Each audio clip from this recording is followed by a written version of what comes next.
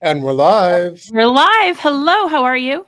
I'm doing good. How about you? I'm good. Jason cleaned the studio up. Like it's so open. It's so nice. It's so luxurious. It's amazing what motivated people can do. Am I right? Well, yeah, I mean, it feels a lot better. And now Enoch does not have as many places to be hiding near me.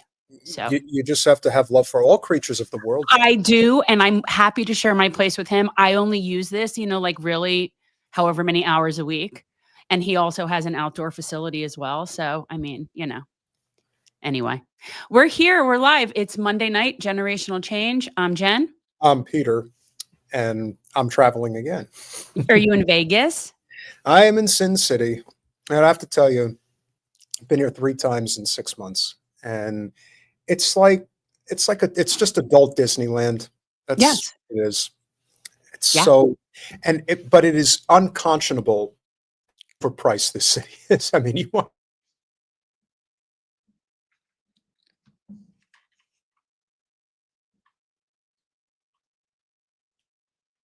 they charge for water is insanity. But This maybe- is what happens, though, when you create cities in places that they ought not be.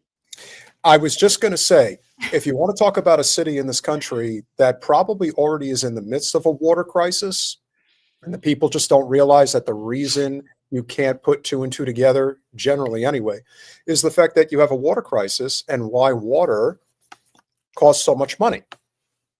A lot of money, like $8 a bottle. Now, you could argue that it's being done because capitalism is just this point, and every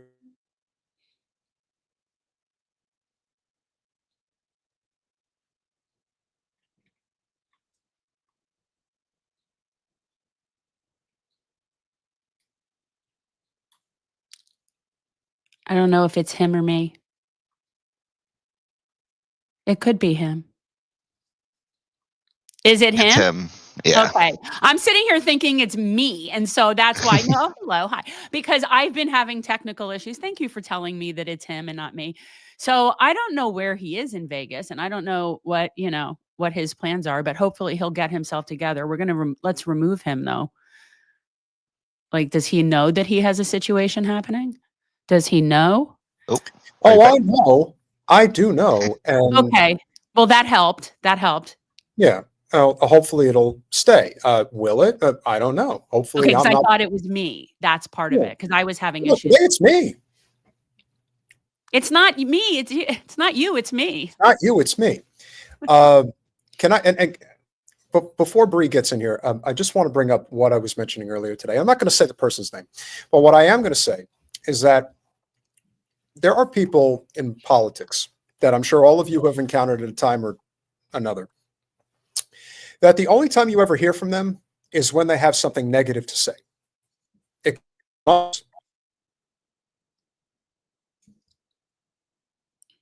Yeah, it's him. It's definitely you. You're going to have to figure out some sort of better situation. yeah, than this is this. not. Yeah, this is not good. No, so I don't know where you are or how you thought this would be Jen, good. can you hold the fort down for a couple of minutes while I get out of here? Sure. I don't know Hang where on. you're going to go or what you're going to do. I also have no idea what he has scheduled to talk about, which is, this is the reason I don't do this show alone, because I don't want to sit here and talk to a camera. Like, I don't want to do that. I mean, I'm very appreciative of all the people that do that, but it's just so not what I want to be doing. I so prefer to have a conversation with people than to feel like I'm orating. I don't want to orate. And I'm also not entirely sure what he has for us to chat about. I know one thing we're going to chat about today. That I've been putting off chatting about for a really long time. But I can tell you guys, I did go to a march. I went to the one in Hollywood in Broward County, and it was no surprise what I encountered. It was no surprise. It was generally older, white, privileged looking people, generally protesting, just anti-Trump, anti-Musk, hands off our Social Security, that. I saw one other person that was, had a Palestine flag. And I walked through this crowd, like I walked through the whole circle wearing this keffiyeh.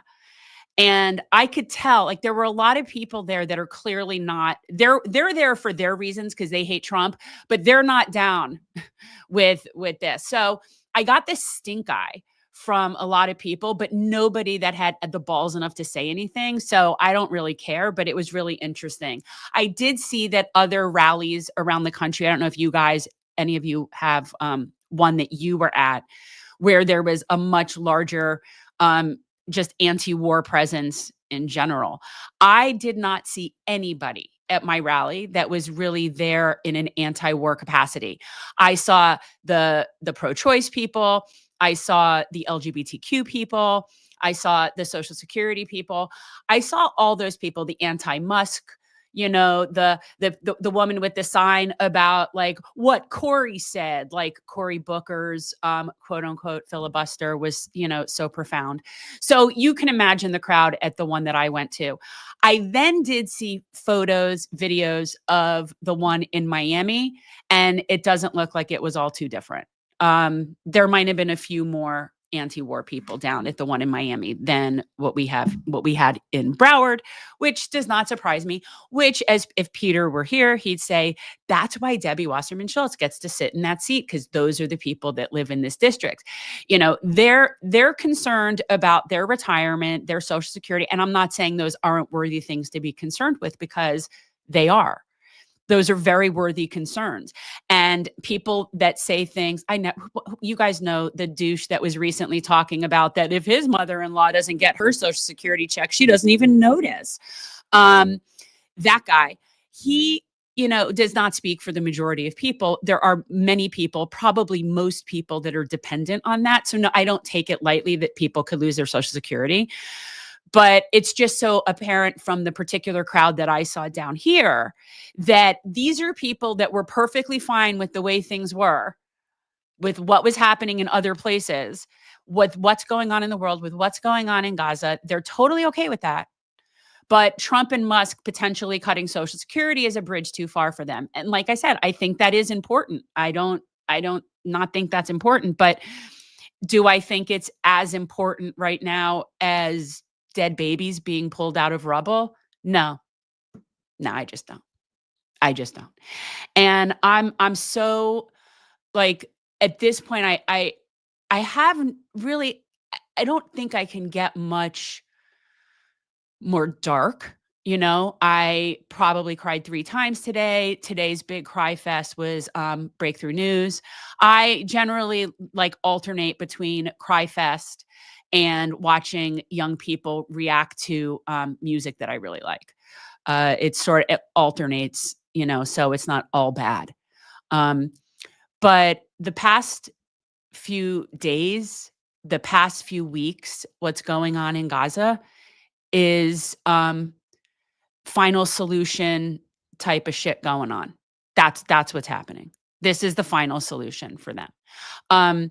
The 15 health care workers, I believe Red Crescent Society workers, were found in shallow graves, some with their hands and their feet tied. So now we're just doing, just lining up mass executions of health workers. And we are now in a place that is so abnormal. This is like so abnormal that nobody's even justifying it anymore. It's almost like I don't even hear a whole bunch of excuses, like a whole song and a dance as to, oh, well, they were Hamas, or we thought that they were hiding in this underground situation. Like there's not even any sort of pretext anymore. They're just on full-on final solution mode. And that's what we're watching. And it's horrifying. And of course, that's directly correlated to what we're watching going on in this country in terms of the authoritarian crackdowns on speech and what's going on with immigrants, and just how you are seeing them slowly but surely weeding out the least of these, right? Like preying on the low. First, you go with the low hanging fruit, right? And then you work your way up. So we'll start with the people that are here on student visas. We'll maybe throw out some green card people. But anybody who doesn't think that they're going to come for everybody has not been paying attention at all. I would suggest you go back in history and do a little research, because the Jews that were in Germany were citizens and they felt perfectly safe. They thought nothing's going to happen to us. We're Germans. You can't always go by just because you're a citizen somewhere and think that you're safe, right? Like none of us are going to be safe that are standing up against the oppressor. That's just not going to happen for us. So we need to be vigilant and we need to be prepared. And that's all there is to it. And I am a lot more forgiving of people that can't be public based on it's their livelihood and they have families that depend on them. And if they do that and lose their jobs, and then, that doesn't really help either. So I have a lot more sympathy for that than I think Peter does in that regard. I have a lot more grace for people that are just, trying to stay alive. And I feel like, as someone who has a position and a privilege to be able to put myself out there, there's no way I wouldn't do that. Right. Like I really, it's not that I have nothing to lose, but I am in a position where I am certainly less vulnerable than a lot of the people that they're going after. And so I feel like it's incumbent upon me to do what I can do, just like I feel like it's incumbent upon me to bear witness to something that I can't seem to really do anything else about. There are moments during the day, like when I'm watching, and guys, people who don't know, I generally spend 3 to 4 hours at least every day doing research and just, looking into stuff so I can understand issues.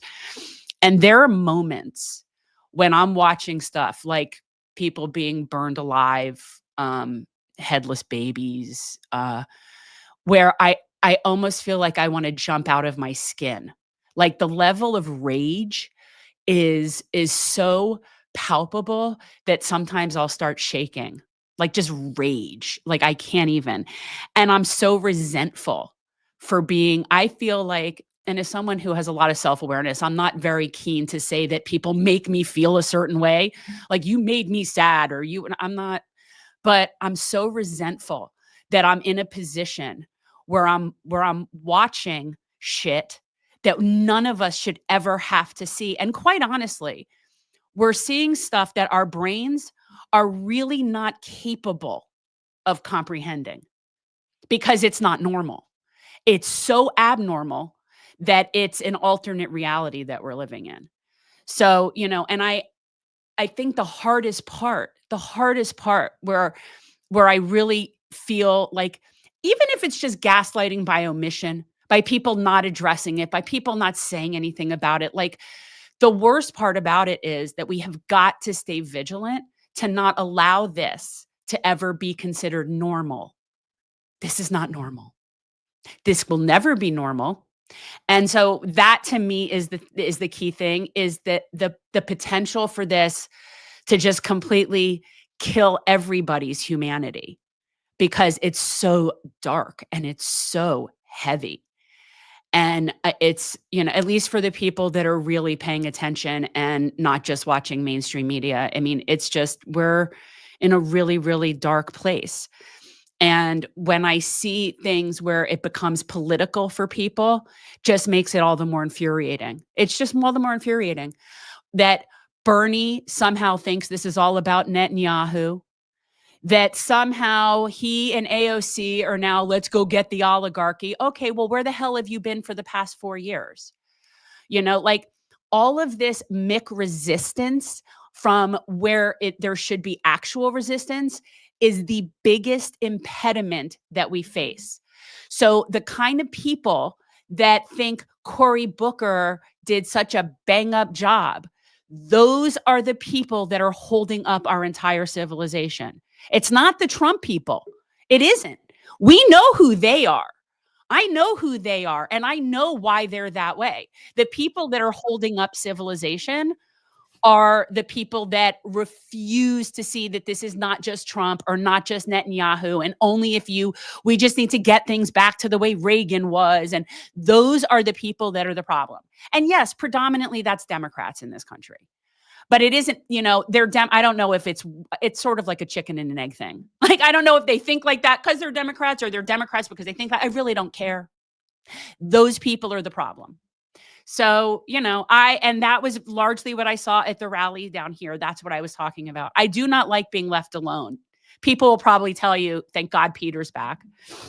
Well, it seems like you went off on a tangent, but that's I don't know what else to do.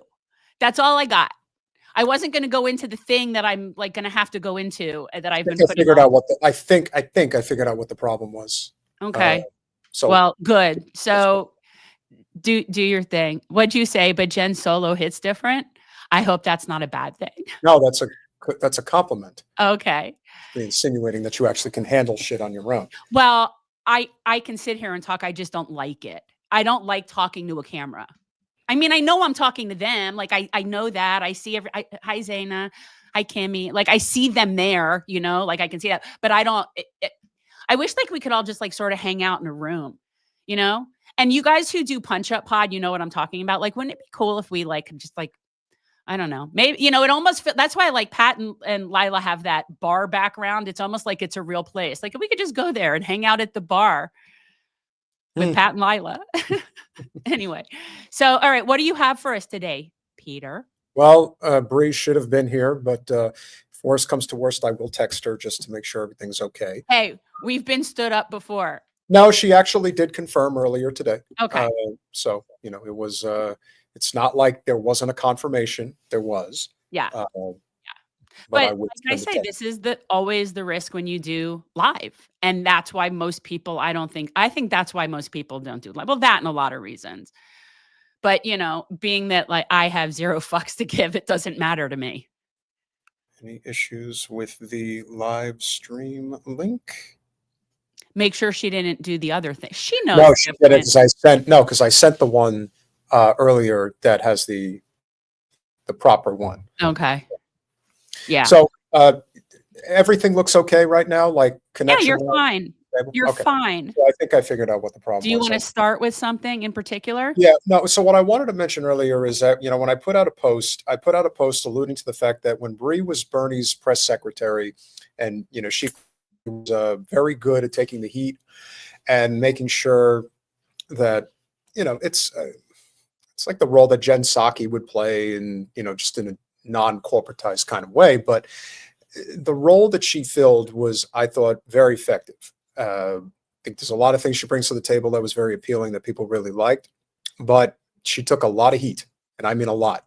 And I remember when there was a meme that was going around about her dressed in a McDonald's outfit, and there were a number of people in we'll just say the Neera Tanden world of Democratic establishment politics that were basically implying that when Bernie loses, the only place that's going to hire you for a job is McDonald's. So that was one of those, let me give you a little thumb in the eye type thing, basically insinuating that you're only McDonald's, like a significant portion of the labor force who unfortunately has to work at fast food restaurants because the opportunities are limited. But you talk to anybody who's ever worked multiple years at McDonald's, and what they'll often tell you is that while it didn't pay very well, I learned a significant amount of real life skills that I was able to apply in other places. And so to disparage her in a way to suggest that you're only good enough to work at McDonald's was so pathetic, but so on brand. And then I brought it full circle. I don't understand. What does that mean? What does that mean? Basically saying that she's only good enough to work at McDonald's. But what does that mean? What does good enough to work at McDonald's mean? I don't understand what that means. They were trying to say that she's not going to be worthy of being hired by anybody else because they're either going to block her from getting any jobs in DC or working on any campaigns. But it's like no need to really be like, I don't know, sort of like derogatory about people who work at McDonald's. I'm just like, that's such a lib thing to say. Really. It is. That's such an elitist thing to say. So of course you can blame me for this. Bree texted me and said that she had, she's in the Google waiting room. So what else is new? I told you, and she's not a boomer. Sometimes it just happens. Well, I'm going to resend the link right now. Okay. But I always make sure to send it. I just want to make sure that everybody has a calendar invite. That's the key here. All right. Yes, but no, we've talked about this. The calendar invite is for us in-house. The StreamYard link is for the guest. We've talked about this. People who have been following us know we've been talking about this for like 4 years. I've been trying to explain this to you. Are you aware? Are you frozen again? Oh, you're killing me. Yeah. Okay.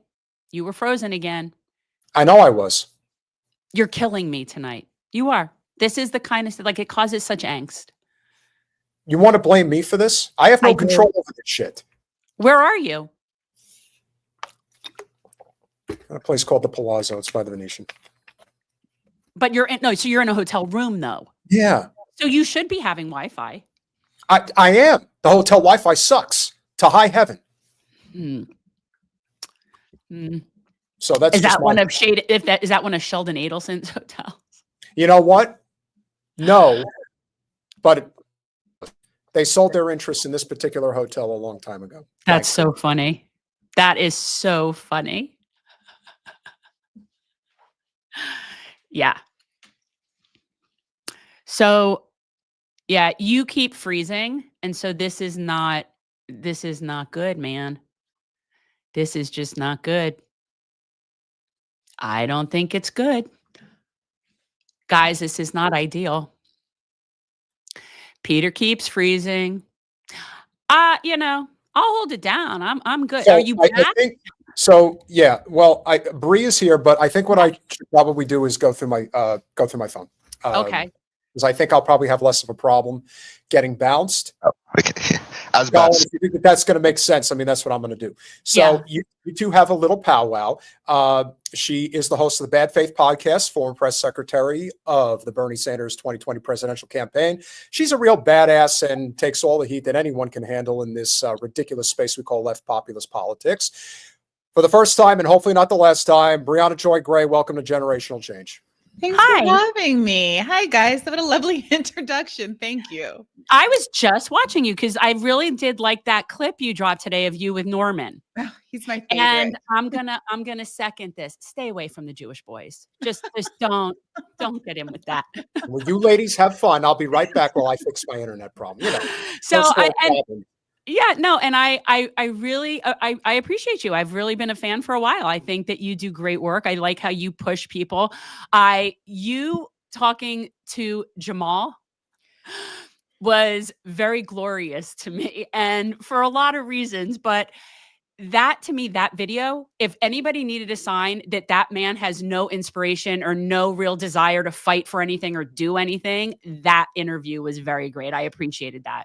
Yeah, it's tough because, taking it away from the realm of kind of what his personal desires are, which, I don't have any insight into, and which I think that he does, like he sees himself as someone who is fighting and who does want to fight. What I hope to accomplish with interviews like that is not to sort of like impugn his motives, but to say, like, you've literally reached out to me in the past asking what the next fight is. And it's clear that there's not a lot of strategic thinking within the squad. And worse than that, there's not really a willingness to act as a squad, so that when a strategic opportunity did arise and force the vote, they were obviously unwilling to take it up. Yeah. And so, I want to create a space where people like him will come and feel like they've been treated fairly. And I'm trying to call people in and encourage them to use the power and the platform that they have to actually advance the interests of the left and not just the interest of the Democratic Party. But, as you saw in that interview, sometimes what I think of as sort of persuasion doesn't really take, and we end up kind of at loggerheads at moments during which I really don't think we should have been at loggerheads, because we are ostensibly on the same side. But that does happen again and again in these sorts of interviews. But we get that. Ask questions where they're held accountable for their past behavior and held accountable for not using the power at their disposal. That's the key thing, what you just said there. None of that, like in that interview, what I got, and just as somebody watching it, and I know Jamaal, I've met him, so it's not like I don't think he's like not a nice person or anything like that. But what I garnered from that interview was that he takes no accountability.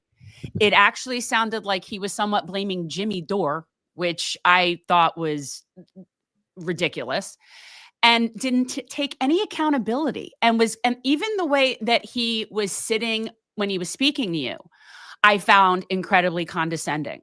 I don't know if you were like the body language, it didn't come off good for him. And in some ways, not for him, but for us, that's a service, because he is going to want to put himself out there again to get back into Congress, and people can watch that and be like, for what?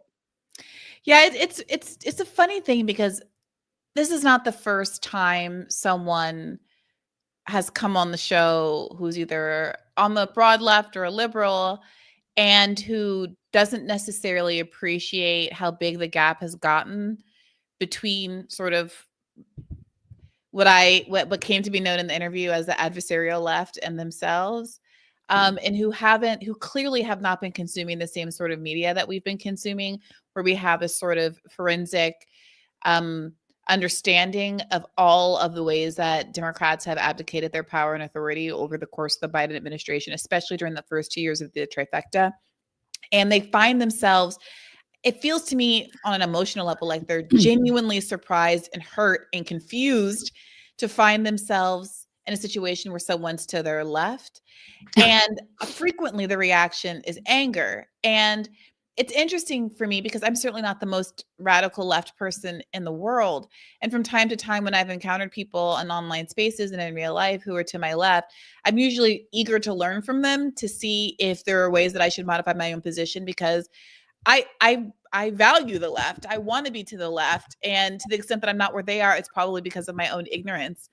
And I just challenge people to not have this sort of like ego provocation when they're in that situation, especially when you're someone with as much power as a former or sitting Congress member. I mean, to be clear, like if people haven't watched this interview, I never talked about it publicly because I wasn't sure if he was comfortable with that. He wasn't clear about whether it was an off the record conversation at the time, but he was willing to talk to me about it on the recent episode. And he called me, can't remember exactly when, but some months after Force the Vote, literally asking me, at the time, someone with a podcast that was maybe 5 months old who was basically unemployed, what's next?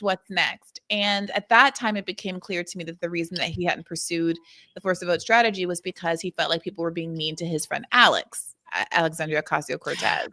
And to me, like, that was almost the worst part then and now as we were rehashing it, because it cannot be that your desire to keep your job, it cannot be that your desire to protect the ego of your friends, coworkers is superseding your willingness to be attentive to what was at the time a movement of people who were doing phone trees and organizing in-person events and trying their best to keep attention on Medicare for all in the middle of a pandemic, during which 15 million people who had just been thrown off their health insurance.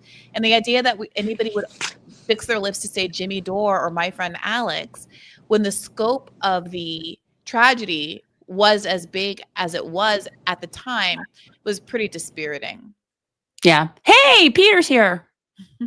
We were talking about Bree's interview with Jamaal. And you're still frozen. Look, he's just frozen. At least you're frozen in a better position. He's in Vegas in a hotel room that has very bad Wi-Fi. And now you're on your phone and frozen. Okay, anything? We hear you, but you're frozen. It's not ideal. It's not good. We've got issues. Yeah. No, well, you look kind of stoned, actually. I'm kind of liking that. It's a good look. Yeah, you got to go. We're having technical difficulties. Yeah, but no I agree. And but I think it brings us to even where we are now with when people are asking Bernie, okay, so what's the plan? Yeah. Okay, you're going around and doing these rallies, this anti-oligarchy thing. Great, I'm with you. Let's go. What's the plan? And they're still now, they don't know. They're literally saying, we don't really know what to do with this. What should we do with our platform? What should we do? And if these people are asking, like if Jamaal's asking you and these people are asking us, I think it's safe to say that the answer is not going to be with them. I think that's well put. I mean, I just did a interview today. It'll be out on Thursday with the economist, the MMT economist, Fidel Kaboub. And I love when he comes on the show. Love him. He's so clear. He just makes everything seem so clear. And he was, we talked about the economy crashing. We talked about the tariffs.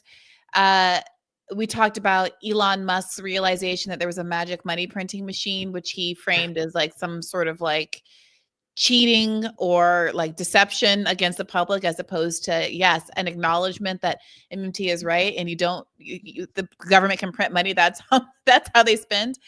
And as we were synthesizing all of these ideas, I was like, Professor, like everything that you're saying is exactly the kind of messaging that the Democratic Party should be adopting right now. I mean, Elon Musk saying, oh, the government just prints money is a huge door swung open for Democrats to be making arguments about how, yes, we should be spending up our productive capacity in the United States of America. If you're going to do tariffs, okay, let's do a tariff program that actually encourages domestic labor production, because we've actually financed it and are willing to spend it into reality and get people good paying jobs. Not this, what he described as a sort of techno-feudalist effort to protect our tech companies from European regulation. That's what he thinks is really driving all of this. So, when you hear him lay it all out, and you see this as an argument that Democrats could really be using to ratchet back kind of public understanding of how budgets work and how they shouldn't be doing their own Democratic Party version of DOGE, which we've all been living under, where Democrats try to appease Republicans by saying they're going to balance the budget, which Republicans don't actually care about. And also they concretize the public's belief that the budget, that we cannot spend until we balance the budget. They could be doing this whole other thing. Like history, the political moment, just like it did in 2020, is sort of demanding a certain kind of response from the Democratic Party. And Republicans are pissed. People are losing their pensions, their 401k, all of this stuff is going on. And you have to ask yourself the question, why won't Democrats walk through this wide open wound that Republicans have opened for themselves and claim rhetorical and moral authority in this moment? And they're not stupid. They know what MMT is. Bernie Sanders had Stephanie Kelton on his campaign. Yeah. And nonetheless, we were told to avoid using MMT rationale when explaining our pay-fors on the 2020 campaign. So a choice is being made not to win, even now, even as exigent as the circumstances are. And it seems unavoidable to me that the reasons the Democratic Party would rather lose and would rather continue to allow Donald Trump and Elon Musk and all the techno-feudalists to take control than to open up space for genuine populism. And I think it's our responsibility to make the choice that Democrats are making clear so we can, as quickly as possible, get people redirected toward alternate parties that could potentially, hopefully not too much time, actually reflect the interests of the overwhelming majority of Americans. Yeah, no, I agree. I think now we're officially at what I think is the 10-year mark, where we're looking that, I mean, when I go back to 2015, it was very clear to me that the Democrats preferred Trump to Bernie. Yeah. That was just clear. Okay. I mean, they don't, and the truth is, we know why. We know why. We know that it's a facade. We know that it's political theater. They all have the same donors. The Democrats just aren't as outwardly mean about it. But their whole austerity platform and the fact that they're still saying your tax dollars and all of this crap is perpetuating that narrative that there is, and I say this all the time, we don't need new Coke. The Democrats are new Coke. And so what this past 10 years to me has shown so many people exactly that, because you've seen they've had opportunities that they haven't taken. You've seen that, like, can you imagine Trump saying, yeah, I really want to get this done, but that parliamentarian. No, he just blew past the parliamentarian in the last week. I mean, it's really, I see, God bless him, I see people like David Sirota having these meltdowns because it is really difficult to watch. Yeah. Just within the last couple of months, you know, Trump dispel every myth that the Democratic Party shrouded itself in to avoid actually doing good things. And we saw this for the first time in the second half of Biden's term when Republicans in the House who had a bare majority did their own force the vote and proved to the world that it's a strategy that it can work for a small number of renegade outsiders within a party to wrest back control. And now we're seeing on a huge scale what an administration can do, what power they can wrest for themselves when they want to. And I remember saying this back in the early part of the Biden administration. You know, liberals are hand-wringing about the courts. Okay, well, Biden had a committee on court reform. I had an episode about it at the time where I had two of the people who testified at that hearing. One was conservative, one was left-leaning, and then a third left-leaning constitutional scholar from the University of Georgia come on and debate what the possible reforms are and how the country could be looking differently. And it was obvious at the time, everybody who participated in it, regardless of their politics, was like, there was no, this was a performative giveaway to the left who says we should do court reform. So we're going to have a committee on it and then we're not going to act on it. And so now that was, you know, what, a year before Roe was overturned. And Roe being overturned under Joe Biden also didn't kick them in the tuchus and get them to finally do something about this. And so now we're being told that the walls are falling down and there's no checks and balances and the courts are unable to rein in Trump and the Supreme Court is in his back pocket anyway. And people are expected to forget that this is a phenomenon that fully emerged under Joe Biden. And Joe Biden made the choice not to pack the court, not to even threaten to pack the court, not to take seriously the issue of court reform. And now we're supposed to do what exactly? Right. But this to me has been a trajectory that I've seen my entire life. It matters not who's in the Oval Office. It doesn't matter. It doesn't. Little things here and there, little bones get thrown to different groups here and there. But the overall trajectory of capitalism has been the same. Like, it's just now it's like on speed and it's just imploding really fast. But the reason that the Democrats don't do anything is because they don't want to. That's right. And that is this realization that I think as soon as people will get that, and we could get rid of the new Coke, we could potentially do something else. But that is what's holding us up. To me, those are the people that are holding us up, that are just like, if we just got to challenge just this seat. We got to get the right progressive. We got to get it's not, I feel like we've proven that doesn't work. You know how they'd say in relationship advice, like if he wanted to, he would. Mm-hmm. Yeah. That should be the slogan for the Democratic Party. For sure. And I know that a lot of it has to do with what they like to fundraise on. I mean, look, if they had ever really dealt with Roe versus Wade, then they wouldn't have had like their number one fundraising tool for I can't tell you how many decades, right? I mean, that's the thing. I mean, I remember when we read that in law school, and I knew that that's a weak decision, and I knew that it was tenuous, and anybody who really ever studied it knew that it kind of was a matter of time, and it really wasn't a great decision. It wasn't done well. There's a lot of variables. Yeah, we want the outcome we want. That's the bottom line, because it's just our rights to have that. But I knew that was coming. Everyone knew that was coming. So why didn't they do anything? We know. Yeah, at least Republicans have the excuse of saying ideologically they disagree with women's right to choose.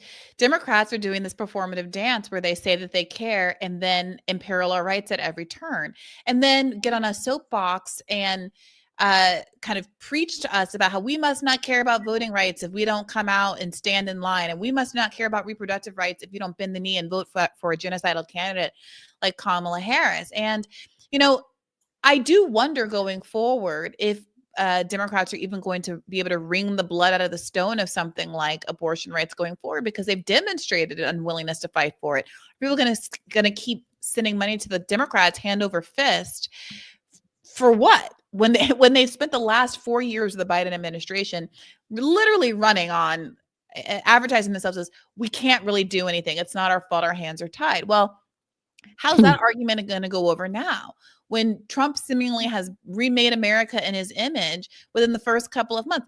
I saw actually someone did a comparison. I was on Twitter just before I logged on here, of what the Oval Office looked like under Biden versus under Trump. And he's like tricked it out with all of this gilded filigree over the fireplace. Oh, he made the gold frames on the pictures on the walls like bigger and more ornate.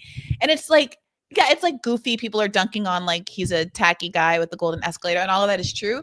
But there's something sort of symbolic about the sort of like to the bones willingness to remake the house in your image, to remake the country in your image. And then there's an incredible attention to detail. And what are the Democrats willing to do?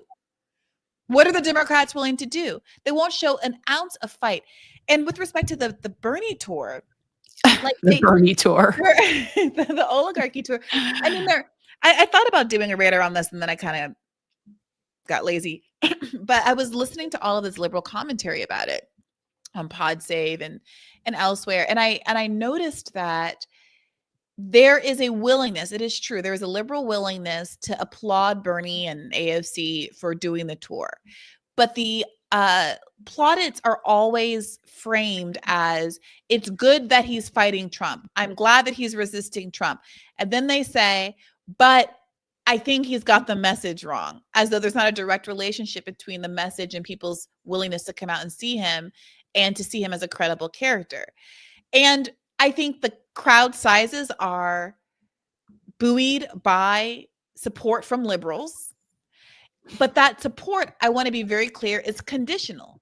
It's conditional on the idea that at least some of his message is about defeating Trump, beating Trump, an anti-Trump message. And to the extent that there's anything else that he's got in there, you shouldn't pay attention to that. That's alienating. That's the wrong message. The liberals are very, very clear on this. And in fact, I was listening to one representative, I forget who it was, being interviewed on PodSave. And he was like, yeah, it's good that Bernie is doing this. However, I want to be really clear. These people weren't fighting against Trump when Kamala was running, when Biden was running. So you can only trust them so far. I mean, they're being very explicit about that. And so I think that those of us on the left, like I've seen some people on the left bristle at critiques of the oligarchy tour, saying like, why are you looking a gift horse in the mouth? It's not an unwillingness to take some of it as a win. I will be the first person to say, you have to pay attention to the crowds Bernie is able to generate and to the enthusiasm people have for his ideas. But you have to be very clear-eyed about how the enthusiasm is being packaged through the liberal media as something that's about fighting Trump and not actually about expanding the popularity of what Bernie, what Democratic Socialists or whatever you want to call it actually stand for. And to be aware about how he's being used to hijack disaffected Democrats right back into the Democratic Party. Yeah. Well, that's it sort of at its most nefarious, right? Is that I have this thought that after Trump won, they sat down, they had a meeting. I know I don't mean this literally, but they sat down and they're like, okay, Bernie, you and AOC, you're going to do the oligarchy tour. You guys will make a stupid fighting TikTok video. And Newsom, start a podcast, go out. You got to go to the right. You got all of these ridiculous gestures. But at the end of the day, they have no ask. They have no solution. Right. So when you have people coming to an anti-oligarchy rally, you've got this huge audience that you could actually do something. But yet, what are they asking? What are they doing with this? Yeah, and you had it right the first time when you called it an oligarchy tour, because it is an oligarchy tour. If you're not condemning the Democratic Party and you're still telling people to go and support the Democratic Party, you are in fact advancing the interests of oligarchy. You've just decided that oligarchy is better than this other one. Right. And it's all performative. They said, and Cory Booker, you do some ridiculous non-filibuster for 25 hours so that you, I guess there was some vote or something some Silicon Valley vote that he was supposed to have participated in. And I guess didn't want to do that because there's he's one of the biggest corporate whores there are. Yeah. I saw someone point out today that the Arab American who was killed in Palestine yesterday or in the last 24 to 48 hours or so was one of his constituents. He's from New Jersey. And is Cory Booker gonna say anything after speaking for 25 hours or whatever about the fact that his best friend Israel just literally assassinated a constituent child from his own district? I mean, it's so the volume of evil that we are consuming that the Democratic Party is not weighing in on in the least. While Netanyahu is fully sitting down with the president today. I mean, it really is. I know there has to be a tipping point. It's difficult.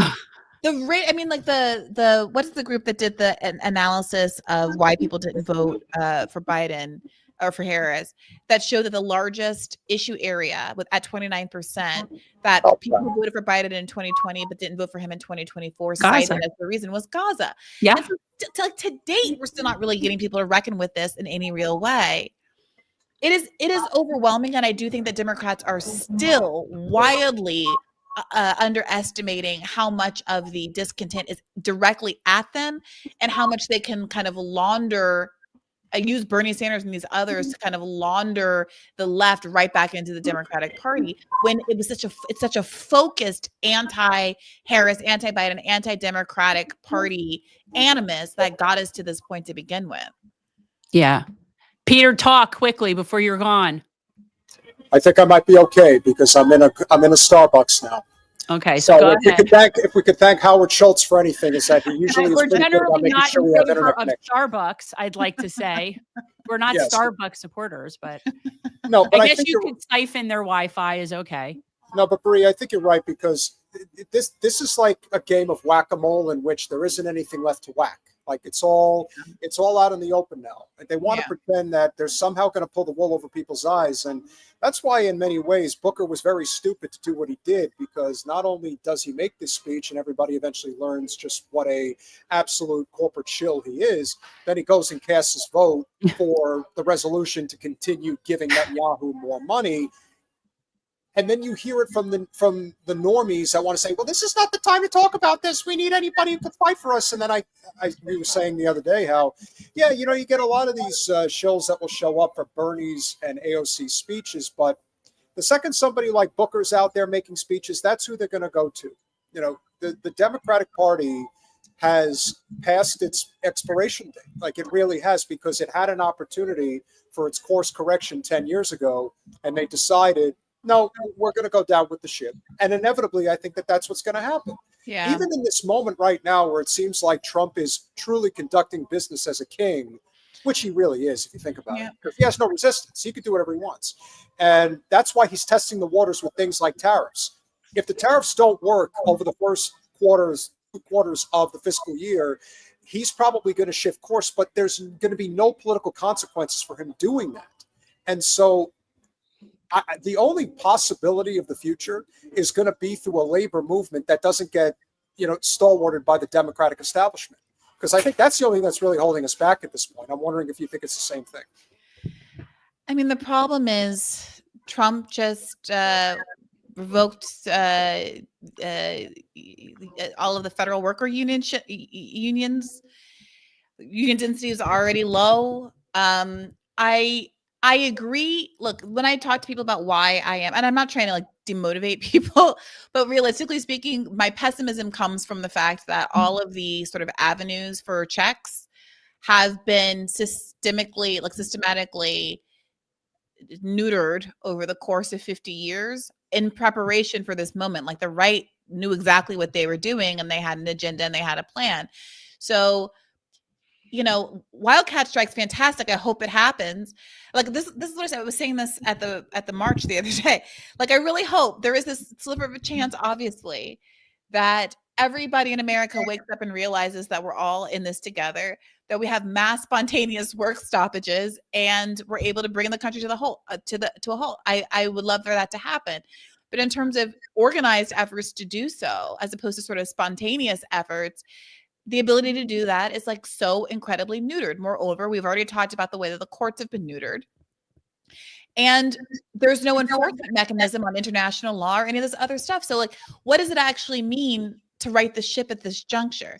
Not even to mention, by the way, the way that the Democrats, in conjunction with Republicans, have leaned into this tough on crime framing and spent hundreds of millions of dollars in dozens and dozens of cities across the country on these cop cities that are all in preparation of putting down the protests and rebellions that are inevitably going to spring up because people are being pushed to their limits. And if it's not today in this moment over Gaza, it's going to be in the next moment when we have the robots taking our jobs. They've thrown a little $1,000 UBI at every person in America and told them to go pay rent with it.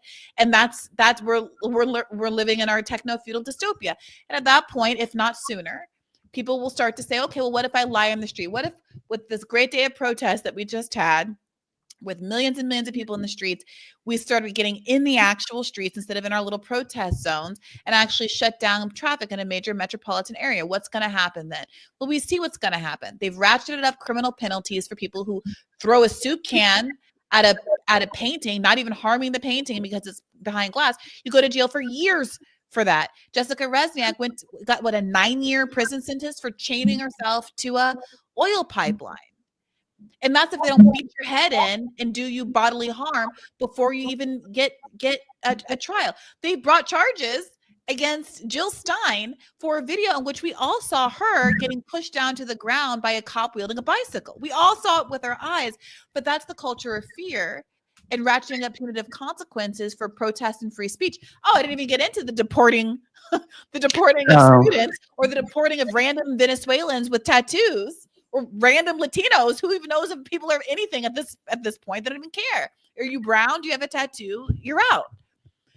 Like this is what we're up against. And I don't say that to be dispiriting. It's just that, like, tell me if you think I'm wrong. No, it's real. It's real. I mean, it's dystopian, but it is very real. I mean, I'm watching it every day and from my vantage point where I'm relatively safe, right? And it's just awful.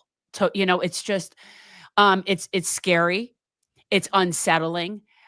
But that can't be what creates our choices, and our decisions can't be based on fear. It has to be based on what is just. It has to be based on basically the giving people back what is theirs. It has to be based on what is just and on liberation of all people. And if it isn't on that, then we're not going to get anywhere. It's not going to happen from electoral politics. But what I do think Trump does, I've always said he facilitates the revolution. And one of the main ways we're seeing it happen right now is he's now pissing off his own people. He's pissing off the red people. And the red people are armed, and the red people are the people that will facilitate the revolution. The blue people can't change tires. The blue people, they don't, I don't know what the condo people are going to do. I don't know. Girl Scouts. Okay. You know what I'm saying? I mean, like the red people, if you piss off a certain amount of the red people and those people coalesce, that's where, and they are very armed. And yeah, they're going to go up against things like cop cities. This is what we're watching. We're watching that is going to come. But that's kind of the point. Like again, I'm not saying this to try to like be demotivating, but I just think we have to be clear. I mean, like the cop cities are there, but also the National Guard, the U.S. Army. Like we're not gonna bang ourselves out of this unless there's some kind of like military coup and people refuse to fight and like shoot at other Americans because Donald Trump told them so. I mean, that's well, they think they can shoot. Look, we as an empire are all about might makes right. That's all we do. That's all we know how to do. That's ever existed. That's all we know how to the gun. do. Right. So like when people say, well, I love when people like Congress people in all their decorum, like, well, violence isn't the answer. Au contraire. I think that you've shown very, very much so throughout our history that violence is the only answer that we offer as a country, which is why I think, it's funny. Like, I don't like Donald Trump. I think he's a piece of shit. I've never liked him. But yeah, I think he is the best representation of what our country is in the world. I do. And I think the reason people don't like him is it's almost Psych 101. It's like looking in a mirror. Let's be real. That is who we are. That is how the world sees us. Excuse me, if you're going to invoke my name, at least get it right. We are making America great again. And beyond. But it's like people don't like him, but I really think it's Psych 101. You don't like it because it's very much who we have become. And they just, he rips the mask off of the whole thing. Every time he says something that they get very upset about, it's generally because he's saying something that could potentially affect the way that the stock market moves. During our tariffs, it's a great idea. And listen, being in commercial real estate, I can't really say one way or the other what's going to happen. It's too quick to say. But especially right now, any shakeup in the market is going to cause these people to shit their brains out because they don't know what's up and down, left is right, because he's not a stable force. Trump is a very erratic individual at a time where you can't pull the wool over people's eyes anymore. So they're already at a point where they're questioning the validity of the system. And that's why the much bigger problem compared to Trump is that we live in a country right now where we're heading towards a vote of no confidence because you have Congress members that are tracked daily for their stock trades because they're committing insider trading. And there is no consequence for it at all. Wasserman Schultz is one of the worst. You can't avoid her. He cannot not talk about her. He's obsessed with her in a bad way. Terrible person. Really terrible person. Wait, what do you mean that Donald Trump is obsessed with Debbie Wasserman? No, Schultz? Peter is. He will always find a way to shit on Debbie in a conversation. That's I think that Trump is.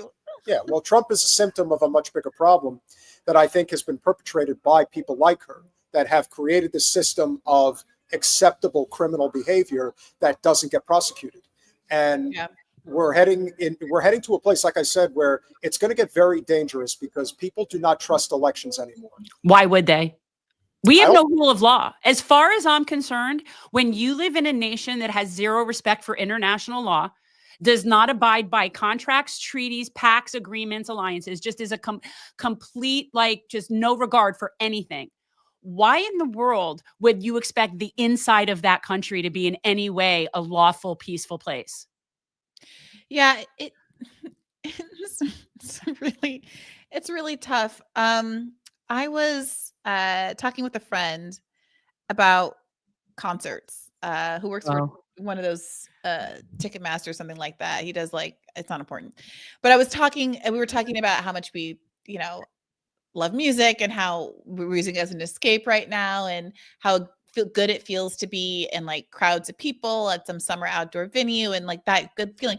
And I was saying that on the Bernie campaign, there were moments where I would fantasize about putting together like what I subjectively think would be the perfect playlist, because so much of being at those events is like listening to this music, standing around with people who you know are like-minded and friendly, and listening to what's coming over the live stream. And I think Donald Trump really understood that and established this like playlist for his concerts, for his speeches, that really created a sense of community. Now, obviously, I'm not wild about what that community believes, but the power of sort of music, the enthusiasm for these anti-oligarchy rallies, like the ability to try to undo what you've just described, Peter, and the divisiveness and the every man for himself sort of mentality. I do really think it's there. And that is, to me, why I want to be so critical of the anti-oligarchy rallies. It's because all the pieces are there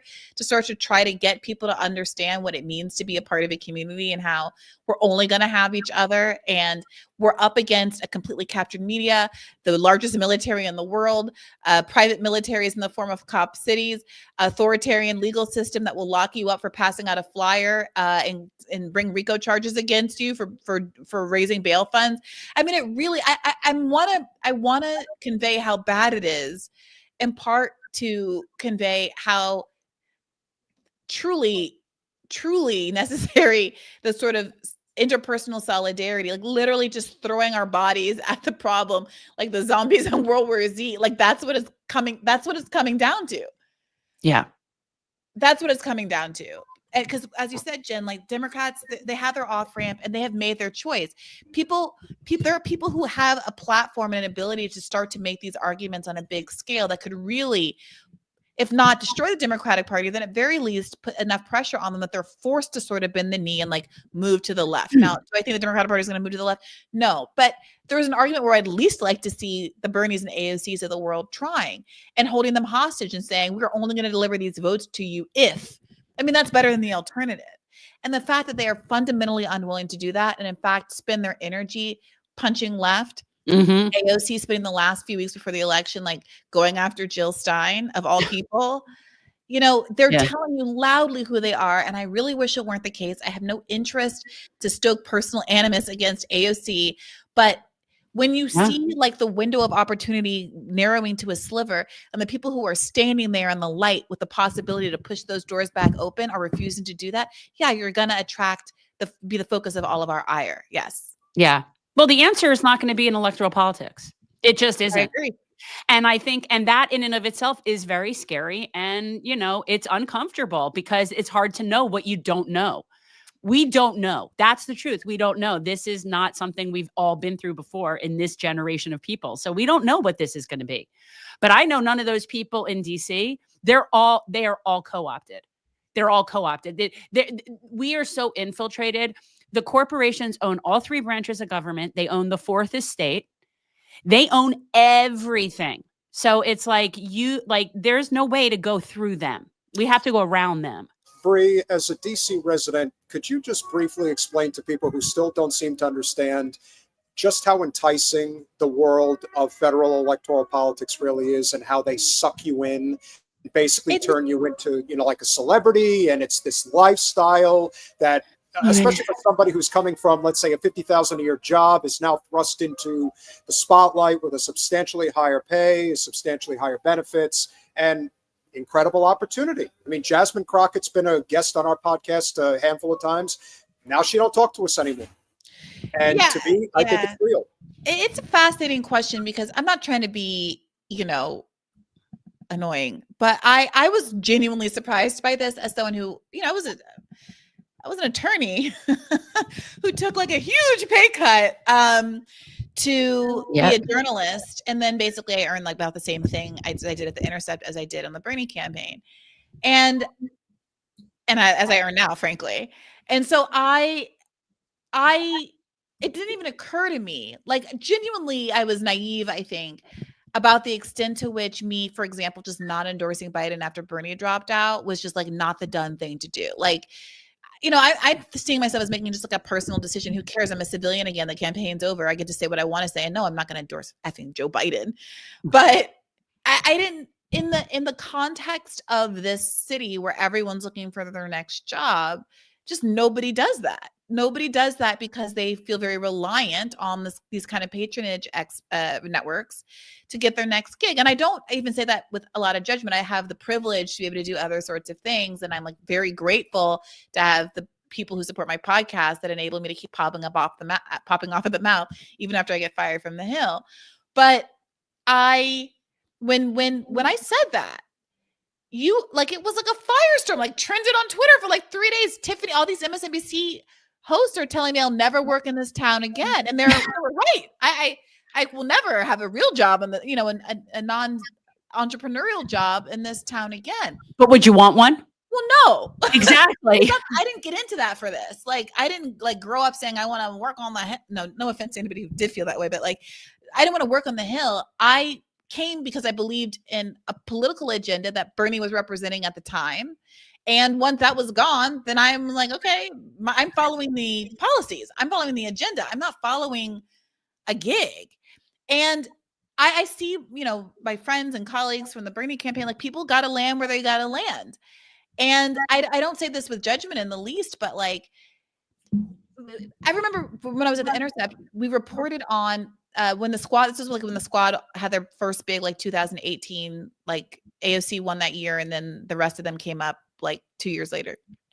And we were doing reporting on the Democrats feeling the anxiety of that and the kind of aftermath of the Bernie movement, and DSA numbers were really big. And so they started doing things like blacklisting vendors who would agree to work for AOC. Just really think about how insane that is. You're AOC, back then she's on our side, okay, whatever. But AOC is saying, I won a congressional race, or I'm trying to win a congressional race. I won my primary. And if I hire someone to build the stage at my event, to serve chicken fingers at my event, to do the lighting at my event, to do the microphones at my event, they can never work in politics again. And people are scared, so they won't do it. So then now you have, worse events. And you saw this on the Bernie campaign as well. Even when he was staffing up, people have their qualms about what the staff look like. They have a lot of qualms about me in particular.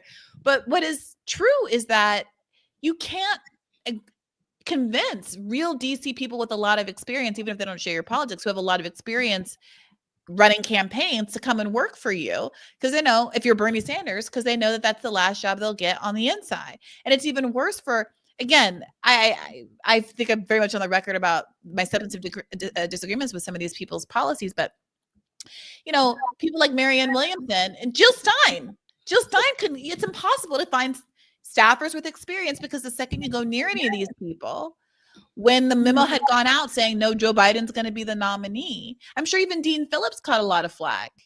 It's hard to find people who are willing to sacrifice their entire future career to come and work on your campaign. And that's what the stakes are. And I also think it's a reflection of what DC has become in many ways.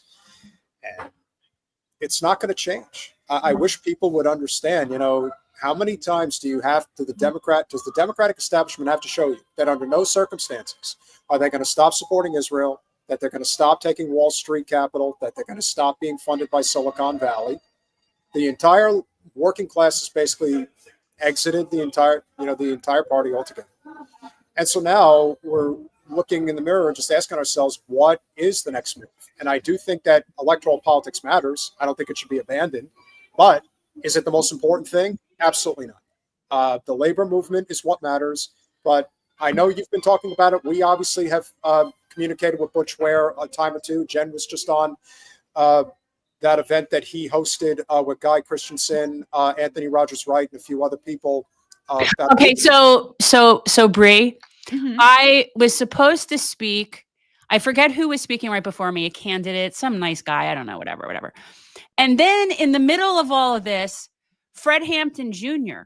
joins in the chat or in the thing. And then he goes, because of course he goes, because he came and whatever. And then I had to speak after him. Yeah, that's what happened to me at the Butch Ware event. That's tough.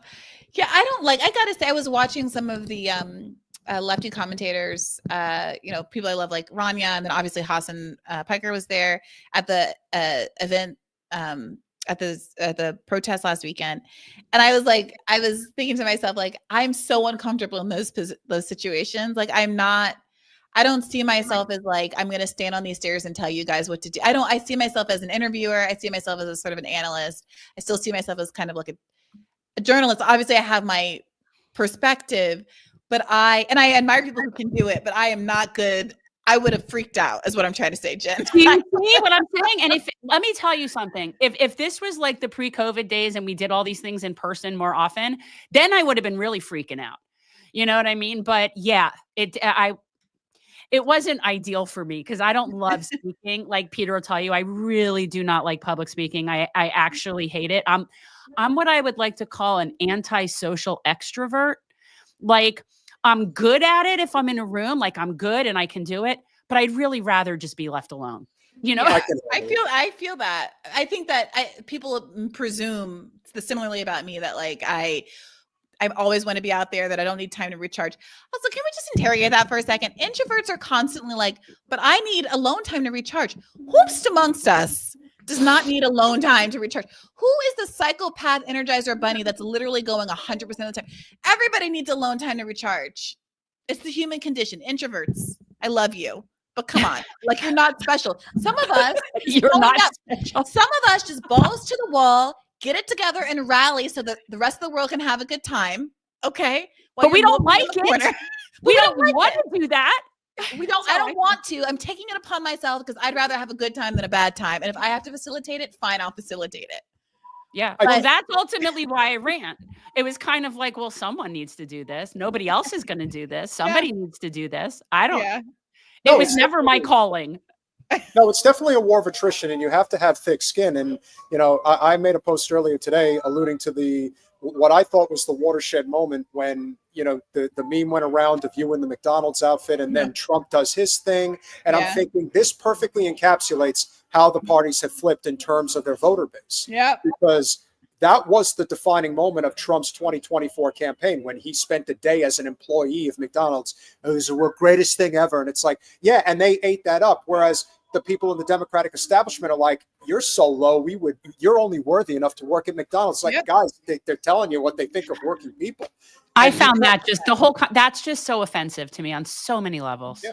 Which is why I think that if Butch is able to raise a few $1 million, he's going to be a real pain in the ass in the California gubernatorial race, because they're already pretending like he's not running. I've already seen a handful of people. It's a year and 2 months out. So it's 14 months from the election in the June primary. And you can already see that they're trying to pretend like he's not running. And I'm thinking to myself, especially if Kamala gets in there, people are going to know he's running. How fun would that debate be? That debate would be fun. I mean, it would be as fun. Like, I guess, you know, a Dr. West Kamala debate would be really good too. But like, I'd love to watch somebody really manhandle her. Yeah. So what I really want to say about this is that what I don't want to see happening, like I see the online left like making jokes about Kamala Harris being in the race and like dunking on her, rightly so. Oh, she had to drop out of the primary before California in 2019. Like all of that is true, and I love those dunks. Get her queen. That being said, like that is going to start to feel really empty if you don't get behind the left candidate in the race. And what we saw in the 2020 cycle and like kind of the post-Bernie, the 2024 cycle and the post-Bernie world is that all of these, there's a kind of establishment left that is unwilling to back candidates that aren't a sure thing. I think what Bernie sort of revealed, the post-Bernie moment revealed that there were people who are willing to verbalize their interest in him because he seemed like a winner, and they only want to bet on a sure thing because they see their credibility as somehow attached to the idea that they don't support candidates who are a long shot, and they certainly never support Green Party candidates. And Bernie was able to have this outsized success in 2016 in part because there was this kind of magical unanimity among left media that we were all on the same page about Bernie Sanders. And it created opportunities for all these new upcomers like AOC going on Jimmy Dore's show in the early days and accessing that audience, and going on with Glenn Greenwald at the Intercept and accessing that audience. Like, you know, I'm old enough to remember when all of that happened. So what I would like to see happening, if there are skeptical members of like the left media, you know, that kind of part of the left media who are watching, please consider. I tried this, by the way, in like 2 years before this last election to try to get everyone on the same page behind what our left candidate should be. Yes. And people were just big mad and couldn't, they just wanted to say, you know, everybody's bad. And, you know, there weren't a lot of good options. And like, we need to recruit somebody immediately, or we have to see the strategic value of voting against Joe Biden in a primary. Whether it's, I personally think, I mean, there's only one Medicare for All candidate, and that was Marianne, despite her positions on Gaza, which I obviously disagree with. But like, even if it were Dean Phillips, to me, strategically, okay, we got to vote against Joe Biden. Now in California, there's a real Green Party candidate. There's, you know, there's Butch. I would like to see the left taking him seriously. If you're going to put him down, at least have him on. If you're, you know, an outlet like the Majority Report that was pretty critical of Jill Stein, at least have them on. Pretty critical of Mary, at least have them on, and then tear them down if you need to there. I really appreciate that RBN did that. They had Marianne on. It was very contentious, but at least they were willing to have her on, and the audience can decide for themselves. But the left cannot be doing this gatekeepery stuff that tacitly ends up endorsing the establishment Democratic candidate, because you're willing to beat up on Kamala, but you're not willing to speak into reality what the alternate choice actually is. Yeah. Did you turn your camera off on purpose? Oh, no, sorry. Mine does that periodically. Like, it's been this new thing lately where all of a sudden it'll go to the thing and then I have to click it back on, and I don't know why it does that. Well, and this, I agree with you. And that's always been the biggest problem with them, is that they like to complain, but they don't have any solutions. Which is why I do like Butch. I think that, you know, he has an opportunity to, I think, change the sort of perception of the Green Party into something that might be a little bit more revolutionary, as opposed to, because, you know, the Green Party, I've always thought they've got some branding issues. And I don't mean within the past 10 years. I mean, just historically, like most people probably think they're in just environmental tree huggery. You know, I mean, that's just it's a branding thing. And he might be able to pull that. I hear that argument, Jen. Like, and I'm not saying, I don't know that it's right or wrong. I don't have any actual like, statistical evidence. But what I do have in my experience, I think the Green Party's problem is that people don't know that it exists. Mm-hmm. When I was talking to people, I got my own hats made. People have seen me in my Green Party, because I think their merch is also terrible. Green Party, get your merch situation together. That's what I mean. It's a branding thing. But like, in terms of the environmental brand and the need to change the name and all that, I don't know. Maybe. But my experience is when I was talking to people in the lead up to the campaign, because I'm an extrovert. I'd be chatting in an Uber. I'd be chatting at the checkout counter. I'd be chatting in the grocery store. And someone asked me about my hat. I would say, they'd be like, what is that? And I would say, or we would be talking about something and I would try to shoehorn like Medicare for All or some popular program into the conversation. They'd be like, gosh, I wish there was someone running on that this time. And I would say, well, there's the Green Party. And they'd be like, what's that? I had no idea there was a third party. I had no idea that there was an option to vote for people other than Democrats or Republicans. I had no idea that there was a third party that actually wanted a universal health care and a $15 minimum wage and a universal housing and all of these things. And so it's hard for me to truly embrace the idea that we should like be doing all of this work on the branding when there's so much work to be done on just the awareness issue. And that is partly why I'm so frustrated that there isn't more interest across the broad left in the big channels, the TYTs, the, you know, Majority Reports, you know, to take seriously the third party effort. And if while taking it seriously, you want to reform it and make it better, that's amazing. But the tone of so much of the critique that comes out of the left is, I'm just going to shit on this because it's like, I'm embarrassed by it, because like you need to have enough self-confidence as a person and as a movement. I'm sorry, this like loser energy where you're unwilling to try for something that might fail, that will certainly fail in the short term, is like low-key pathetic to me. I'm sorry, like grow up. But I think there's there is something to be said for audience capture. I do think that is a factor. And that's a factor with anybody, even somebody as high up as Crystal. It doesn't matter if you have found what you feel to be your niche, and this is where the bread is getting buttered, especially if it's that upper class liberal type of person that watches you all the time. You have to stay on message, because if you don't, they will pack up their bags and go somewhere else. Where are they gonna go? That's the thing. Like everybody's fled everywhere. Like no one. Where are they gonna go? Back to MSNBC? Where are they gonna go? They're gonna. Well, I'll tell you where they're going, and you know this already. They're going over to the Miceless Brothers, but that Midas Touch bullshit. See, it happened.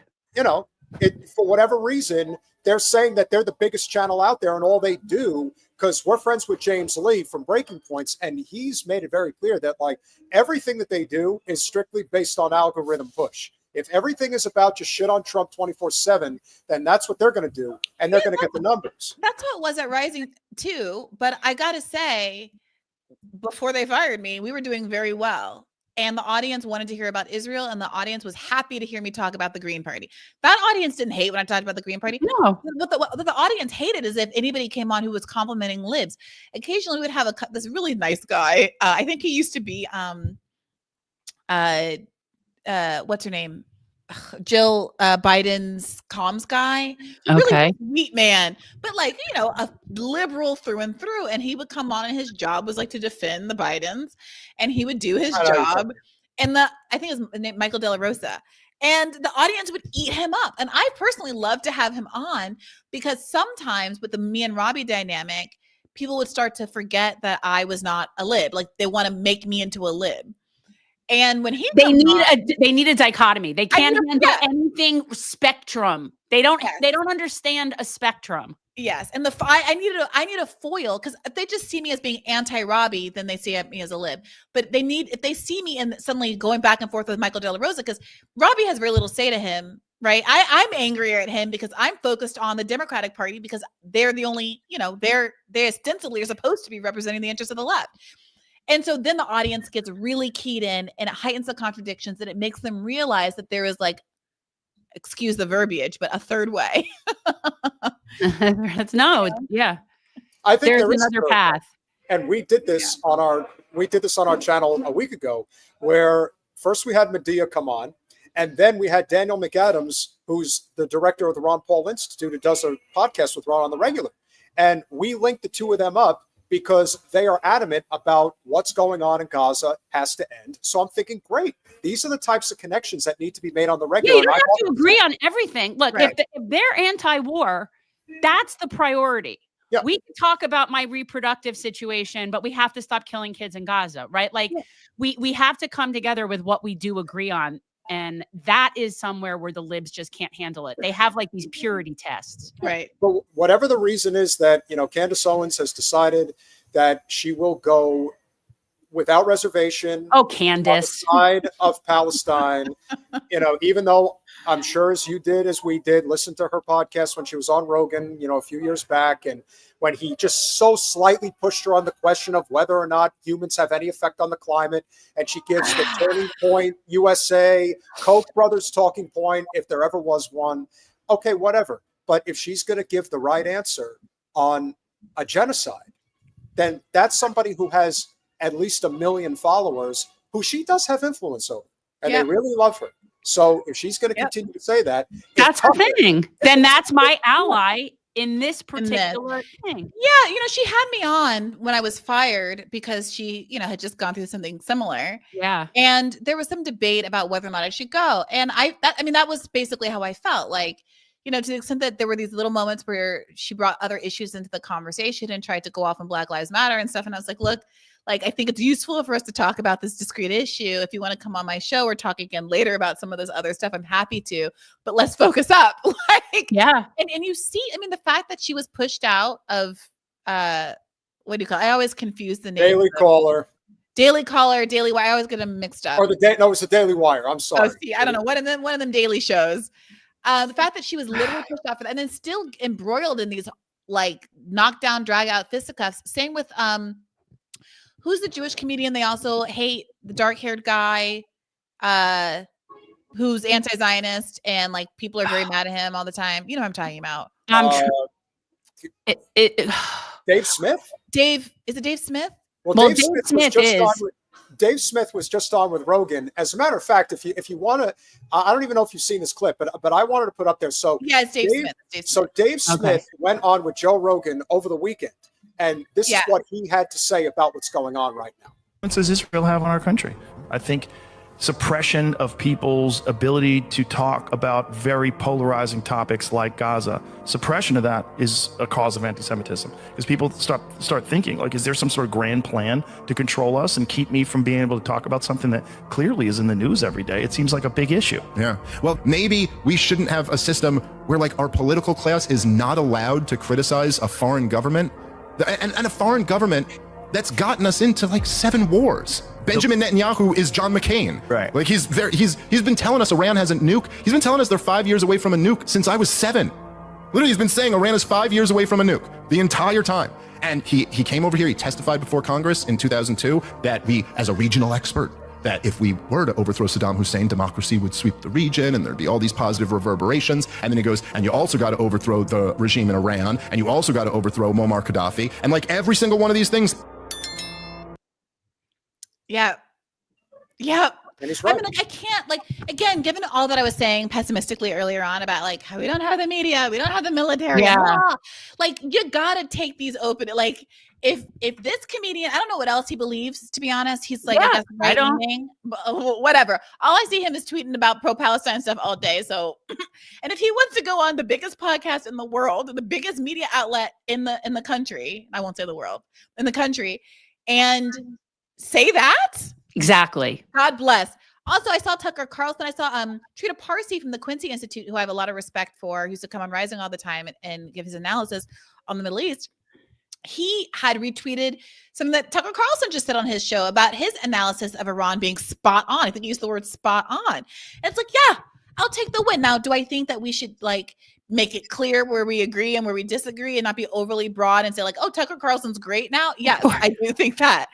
But yes, if some of the biggest voices in the world and the only, we're talking about checks and balances, maybe one of the only checks and balances that persists are the idea that some really, really popular right figure like Tucker Carlson, who's independent now because he was made independent.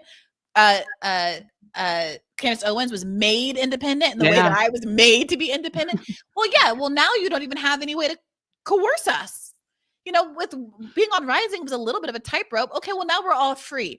And if people who have much bigger platforms than mine want to say the right thing and mixed in with the bad stuff, God bless. That's how I feel. I'll go on. And I've gone on. I went on the Michael Knowles show. I went on with him. Oh, yeah? How was that? It was fine. I mean, look, I was there for a very particular segment, and they were all very excited to have a Democrat willing to say shit about Joe Biden.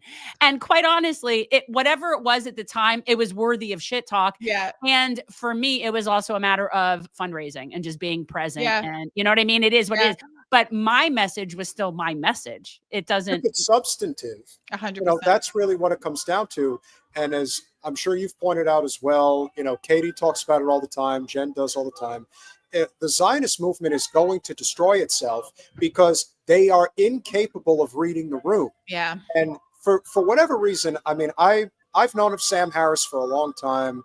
I didn't realize his mother invented the Golden Girls. That explains a lot. I did see that tweet. I didn't know that either. No, you learn something new every day. Yeah. But, you know, very funny show. Betty White's an all-timer. Yeah. But what I will say is that his response, because they just can't help it. And we're going to get to, you're going to get an Sam Harris is a huge Islamophobe. Like he is not. Well, if you remember, it was Sam Harris that was on with Bill Maher at the time that Ben Affleck went on there and said, you guys are being Islamophobes.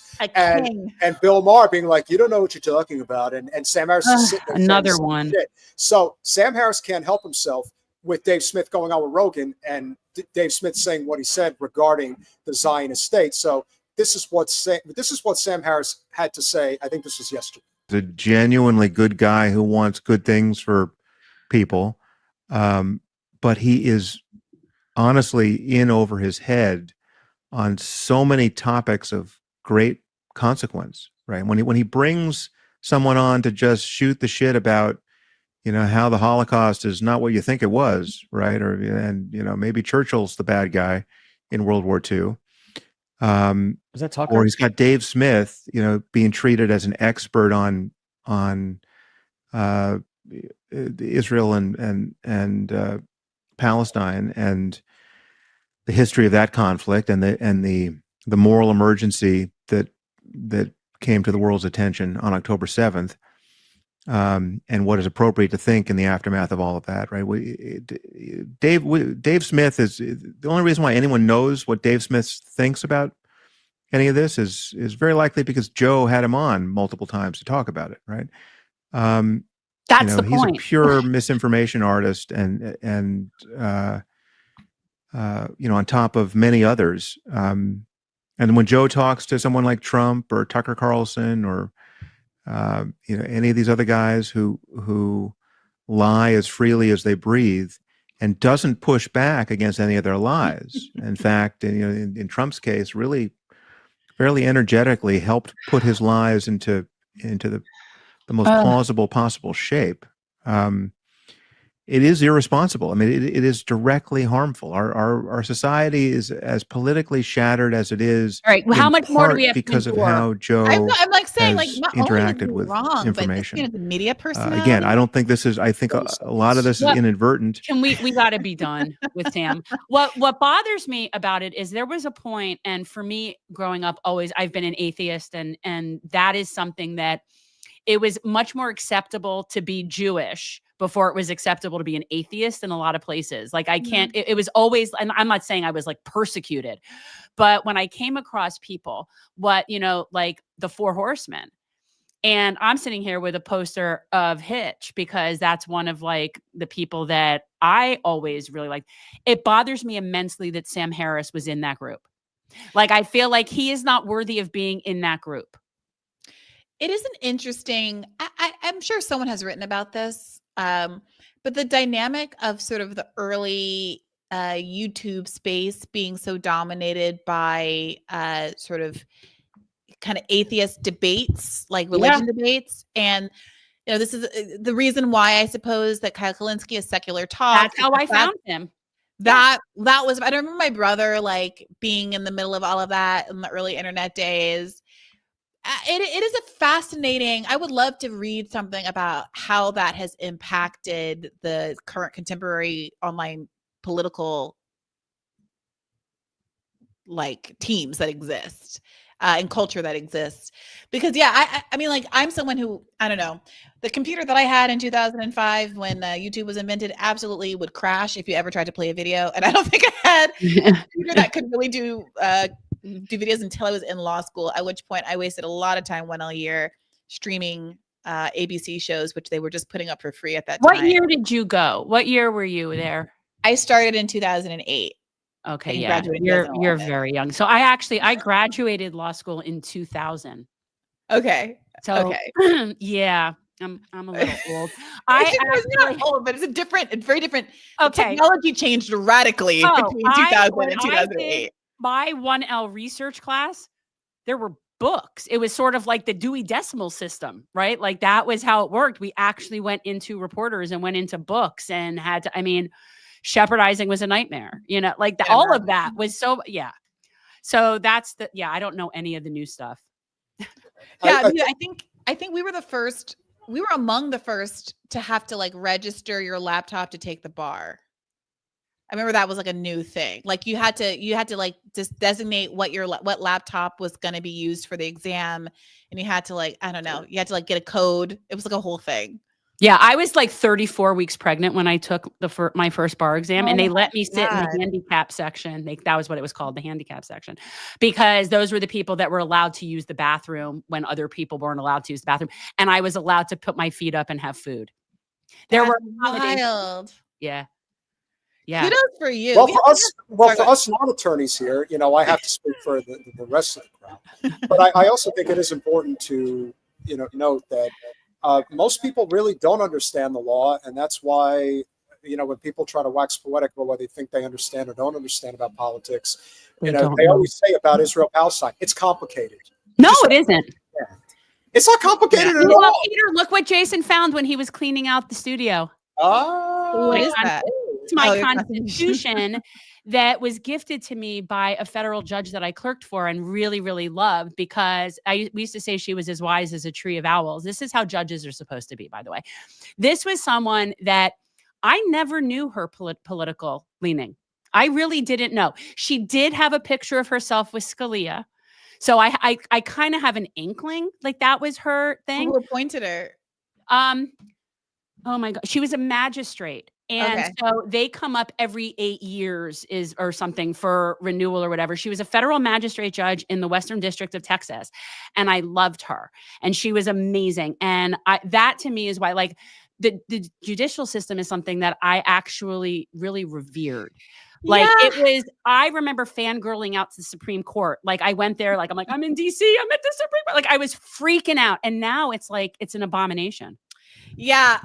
So I clerked for a Bush appointee who was a fairly recent. He was a fairly recent appointee in 2000. I guess when was that? When I've been clerking? 2012.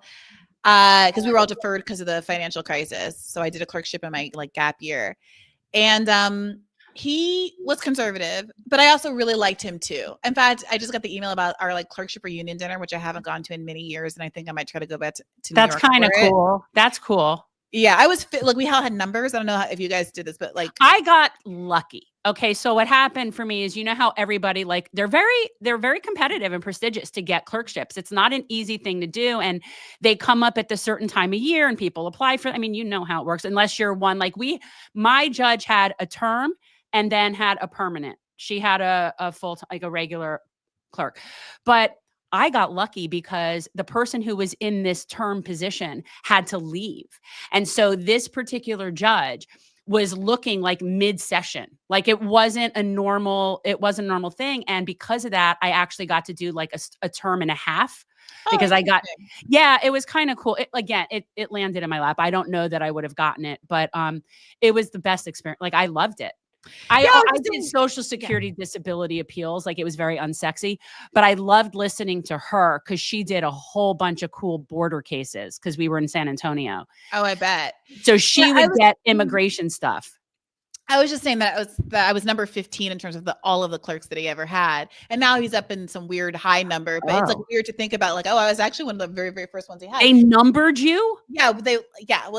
We had a number, and he would give us all a little pin when we left. We're supposed to wear them to reunions. But I say that just to say that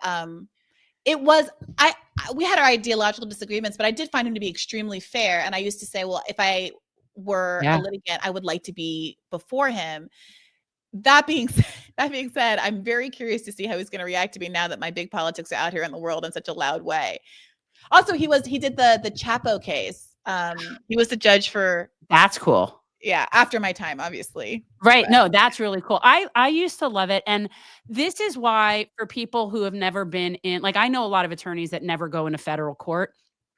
And the difference in the quality of judges is very, very clear to me. It is. Mm-hmm. And yes, you get some really great state judges. You can.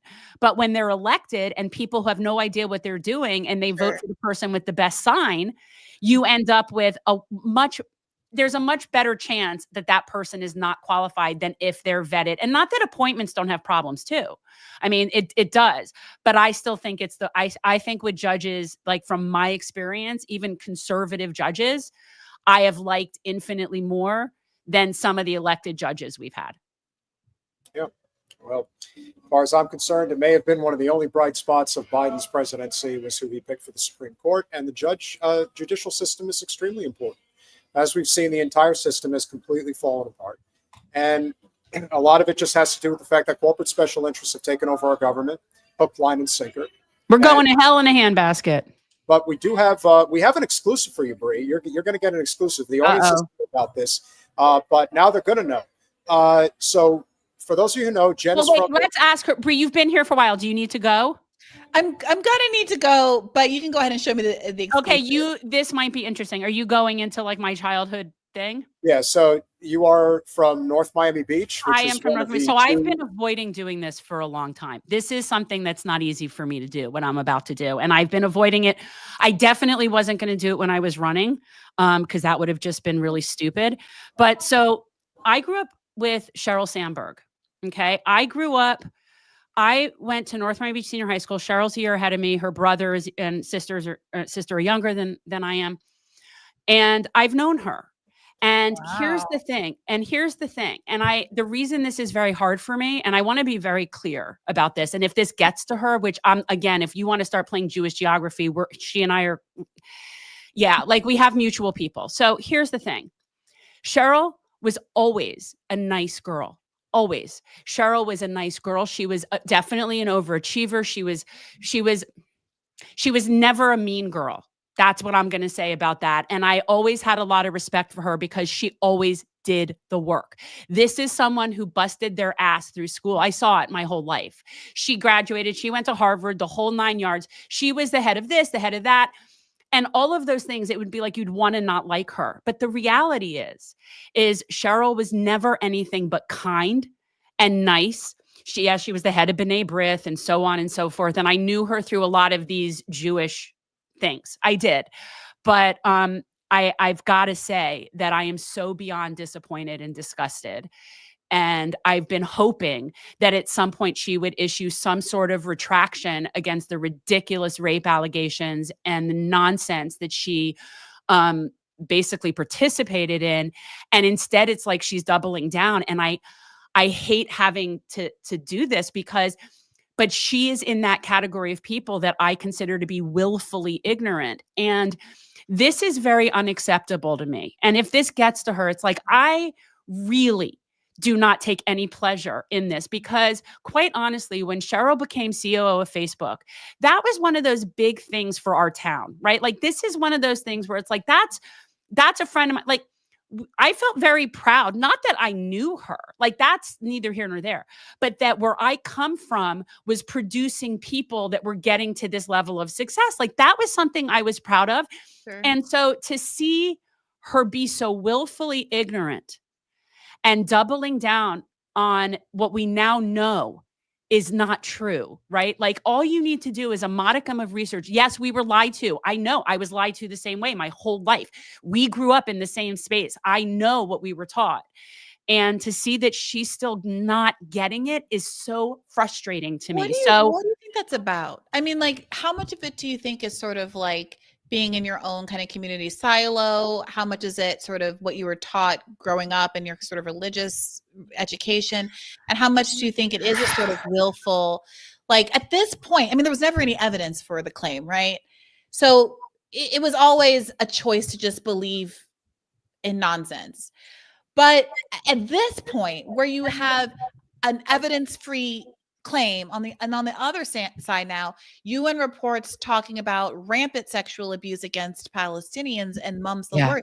I mean, at this point, and like, where is she? What do you do? Like, what do you think is going? Do you think she still just doesn't know? She doesn't see that her silo is so deep that she doesn't. That's why this is so. This is why I've put off talking about this, because this is someone that I know for a fact is incredibly bright.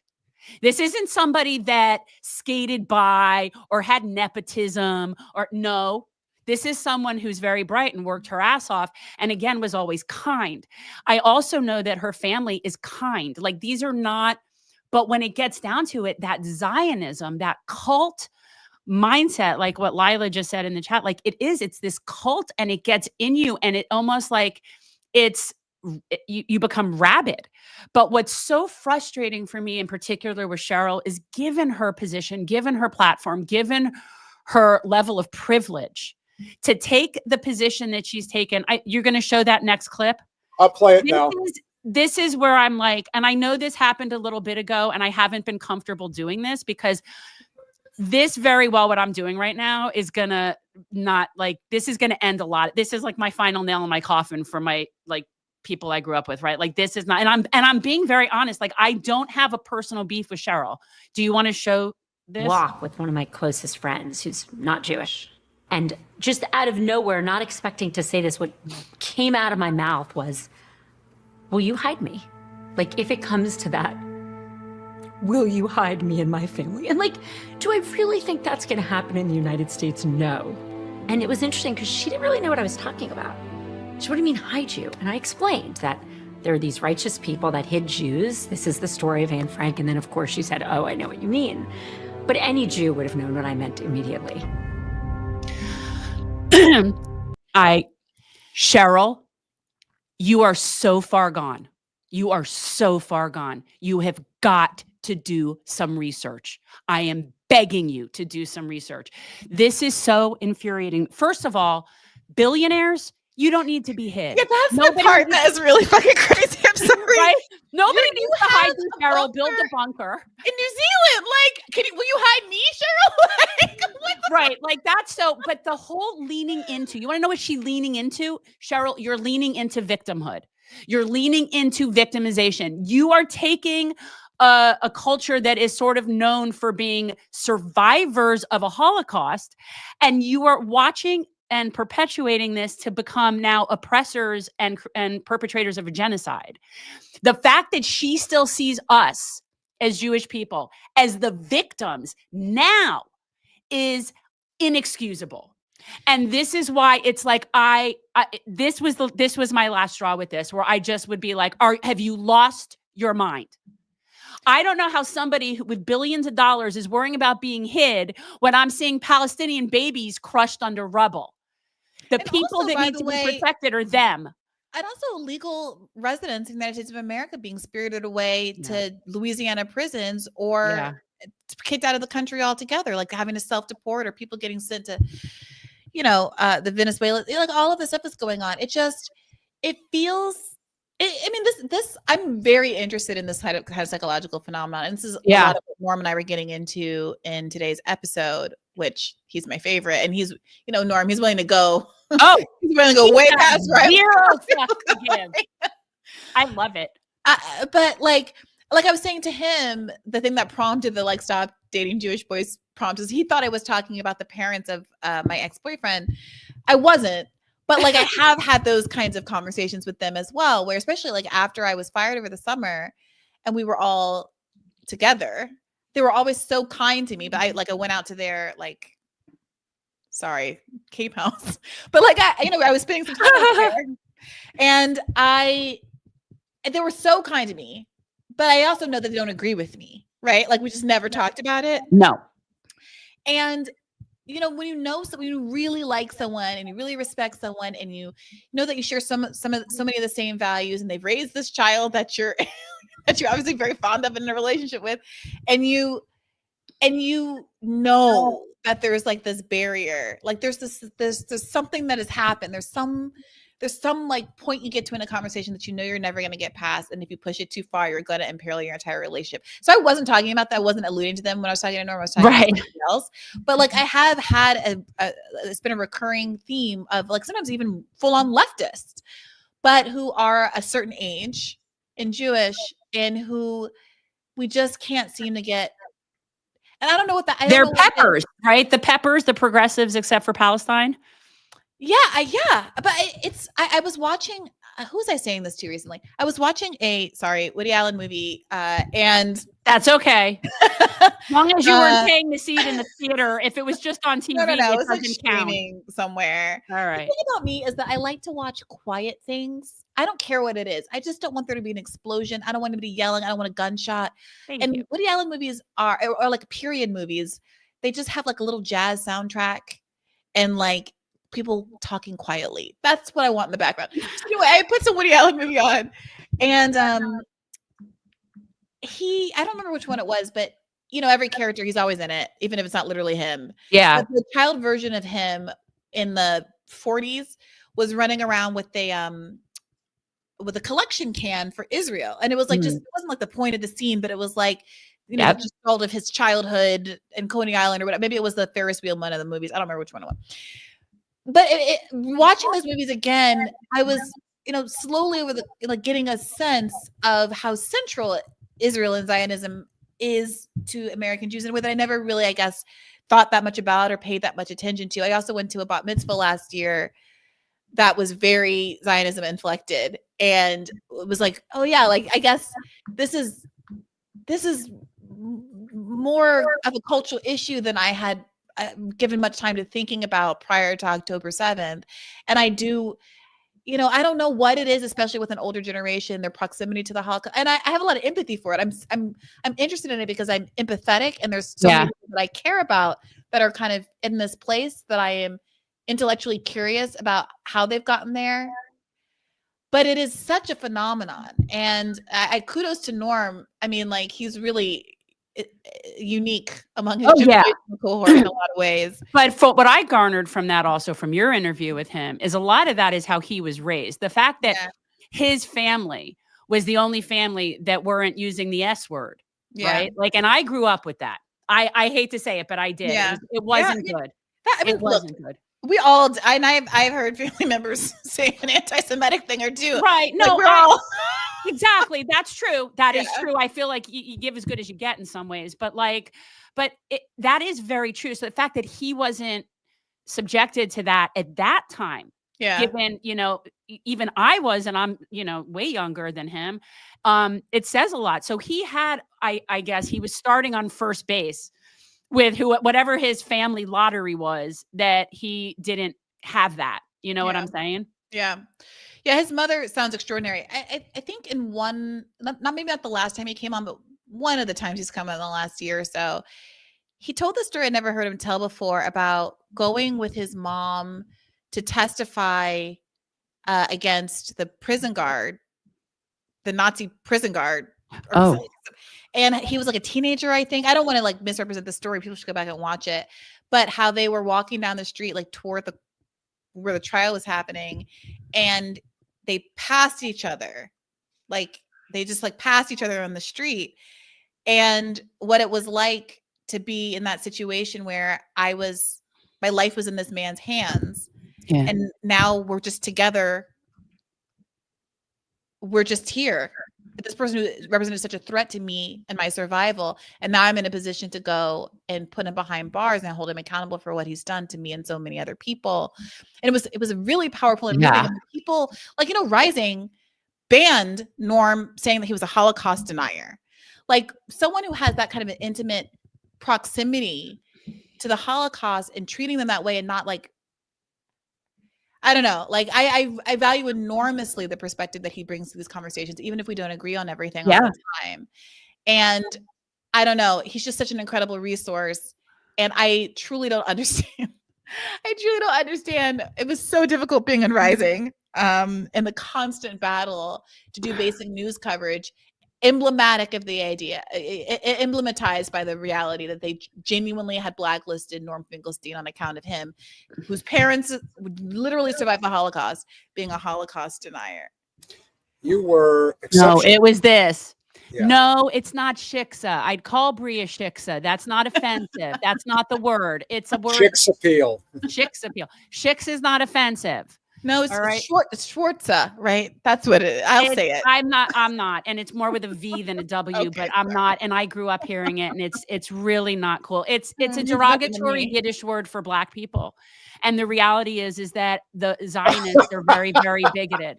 Oh, that word? Okay. That word. It's Yeah. not nice. It's very rude. No, it's not. It's a different way of saying the N-word. That's exactly what it is. Like anyone who says otherwise is just Unfortunate. lying to their But it's, teeth. you know what though, the juxtaposition of Jews who always sort of hold themselves out to be like, we've always fought for civil rights, and a lot of Jews did. Do not get me wrong. Like that is a thing that was real. But that juxtaposition of like that Jews are oppressed and stand with other oppressed peoples, but yet I can tell you flat out, I was raised by people saying racial slurs all the time in Yiddish, mind you. So yeah. That is like I think that's kind of interesting, but yeah. We can't thank you enough. Thank you so much. It was nice to meet you. No, it's my Thank pleasure. You guys are both great. Anytime. This has been Last- a lot of fun. Good. Last I thought think I before- met you once, but you were in serious mode. You were in Rise. I was on one of the shows. I was on something. And Yeah, you were I was- on it was Ryan. Rising one time. it was but I Ryan. think So No, weren't you you- there with Ryan? There were times when I first started that we would overlap. He would like get, someone would be out and we'd end up paired together. He was a Friday host for like the first maybe year that I was there. Before there was a little mini coup and they all went over to Breaking Points. We suffered a lot of trauma. We suffered a lot. It's ridiculous. It's like freaking junior high school. Yeah, No, I don't blame them for going or anything. It's just that the Rising went through a lot as like an institution with having to keep reinventing itself after, You're those better kinds of off on things, your own. yeah, I I appreciate you, and I like your work, and thank you very much for coming Well, on. It was nice to talk with you. And anybody who's willing to say what needs to be said, whether you agree with it or not. I mean, look, we're friends with Kim Iverson. She's been on. Jen's gone on with her multiple times. I like him. I've not had a Me problem. I too. don't agree with her on some stuff, but she Yeah. does her research, man. Me too. But, Me too. Yeah, if you're real, and that's what counts. And so, last thought before you go, Jen and I are both of the thought process that the Zionist state is going to fall. It's not a question of will it fall, it's the question of when it's going to fall. And at the rate that it's moving at right now, especially with everything that's going on, it could happen sooner rather than later. And I think they're starting to lose control of the narrative, and you're starting to see a significant portion of MAGA basically saying we're done with Israel. I think they never really wanted it. They accepted it because it was part of, Trump and, for political purposes. But I do think we've turned a corner. Do you? Well, I'll appreciate not having the daily cry. Your thoughts? So I definitely think that Israel has ruined its international reputation and goodwill. I think, everybody hates it. That being said, do I think Israel's going to go the way of the dinosaur?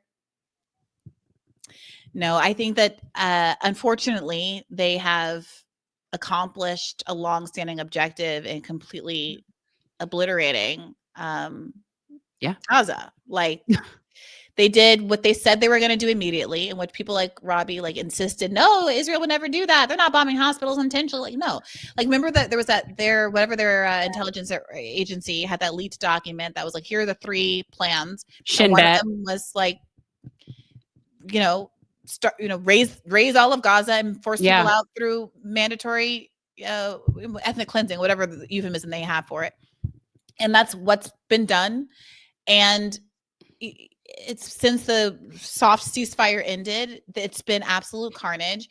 They're fucking sorry, excuse me. No, by all means. I have so much rage sometimes I'm shaking.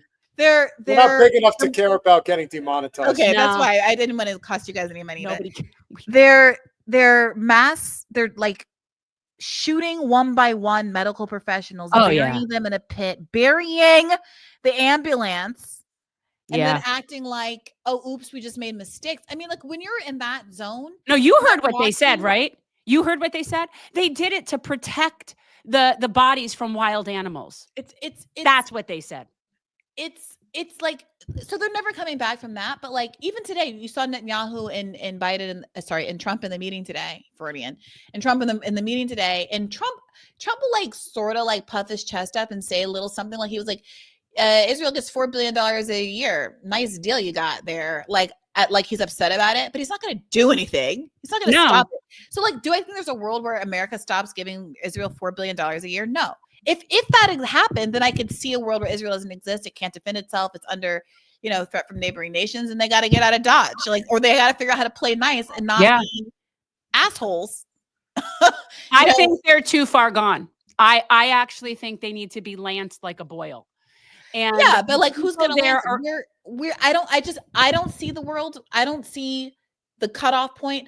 I think that because Israel has largely accomplished, and it's going in on the West Bank too, it's largely accomplished the goal of basically killing and ethnically cleansing and raising all of Gaza. It doesn't need, at a certain point, it's going to be able to stop because it will have done the genocide. It can just rebuild. 50 years will go by. It'll be like it never happened, like so many other crises in the world, our own country included. And everyone will just be like, Israel's always been here. Happy 100th anniversary. I think that, when we cease to exist as the world hegemon, which I don't know how far off that is with BRICS. I really don't. I don't know what that looks like. I don't know. But when we cease to be the world hegemon, the Zionist state is going to go with us. And I would also say, if we want to sit there and be picking a fight with Iran, and I don't care, we might be able to annihilate Iran. That's very possible. They're taking Israel with them. And that is the way that you will see the end of Israel, in this game that they're playing now with Iran. Because there is no way that Iran is not going to take Israel out with it. No way. So, I mean, and that's what I feel like they're playing with now. If the end of Israel means the end of America and maybe World War III and all those things, then yes, I could definitely see that happening. Yeah. Well, let's hope that it doesn't have to come to that. No. Well, we'll see what happens. That's what we got now at this point. What I've Thank been saying you. to people is just enjoy this beautiful spring. There's so many flowering trees. Oh, 'Cause one please. day You there live might in be- DC. I live in a swamp. There's nothing flowering. Well, Nothing Washington, D.C., not a swamp. Drain the swamp, Yeah, baby. Oh, my God. I just meant to say that, like, it like the whatever pleasures, simple pleasures Yes. you enjoy in your life. Do you make yourself a cup of pour over coffee in the morning? Do you go on walks in the sunshine? Do you have a dog? Do you look at the birds? Because someday you might not be able to do those things. Well, no, it's valid. I agree. Have a That's what I hamburger do. while you can. Eat your eggs while you can. Oh, I'm having chicken soon. Actually, that's one of my plans. Be present and be grateful that we got to see these last days of a functioning empire. And we're some of the luckiest people in the world to have unfairly benefited from America's empire, and just like be grateful for it and wave it goodbye. Right. I say, be thankful you live in the capital. And you literally, but I mean it in a Hunger Yeah. Games reference. I tell people, be thankful you live in the capital and you're not in District 12. Yeah. But thank you so much, Bri. It was so nice to meet you. Same here, both of you. Thank you. Take See you, care. Bree. Bye-bye. Great conversation. Yeah. Went even I'm so longer than excited I got my Constitution back. how you found that. And I I didn't find it. Jason found it when he was clearing out the studio. If you guys like our small but mighty channel, this is just the beginning. We are Our- mighty. We are mighty. We got over 225 live stream viewers today, Yeah. which is nice. Go to patreon.com/generational change for as little as $5 a month. You can become a supporter of our small but mighty channel. We have had some contributors this evening so far, which is great. Our good friend Willie Bragg. Thank you so much for the $10. Make sure you subscribe to the Willie Bragg Show on YouTube as well.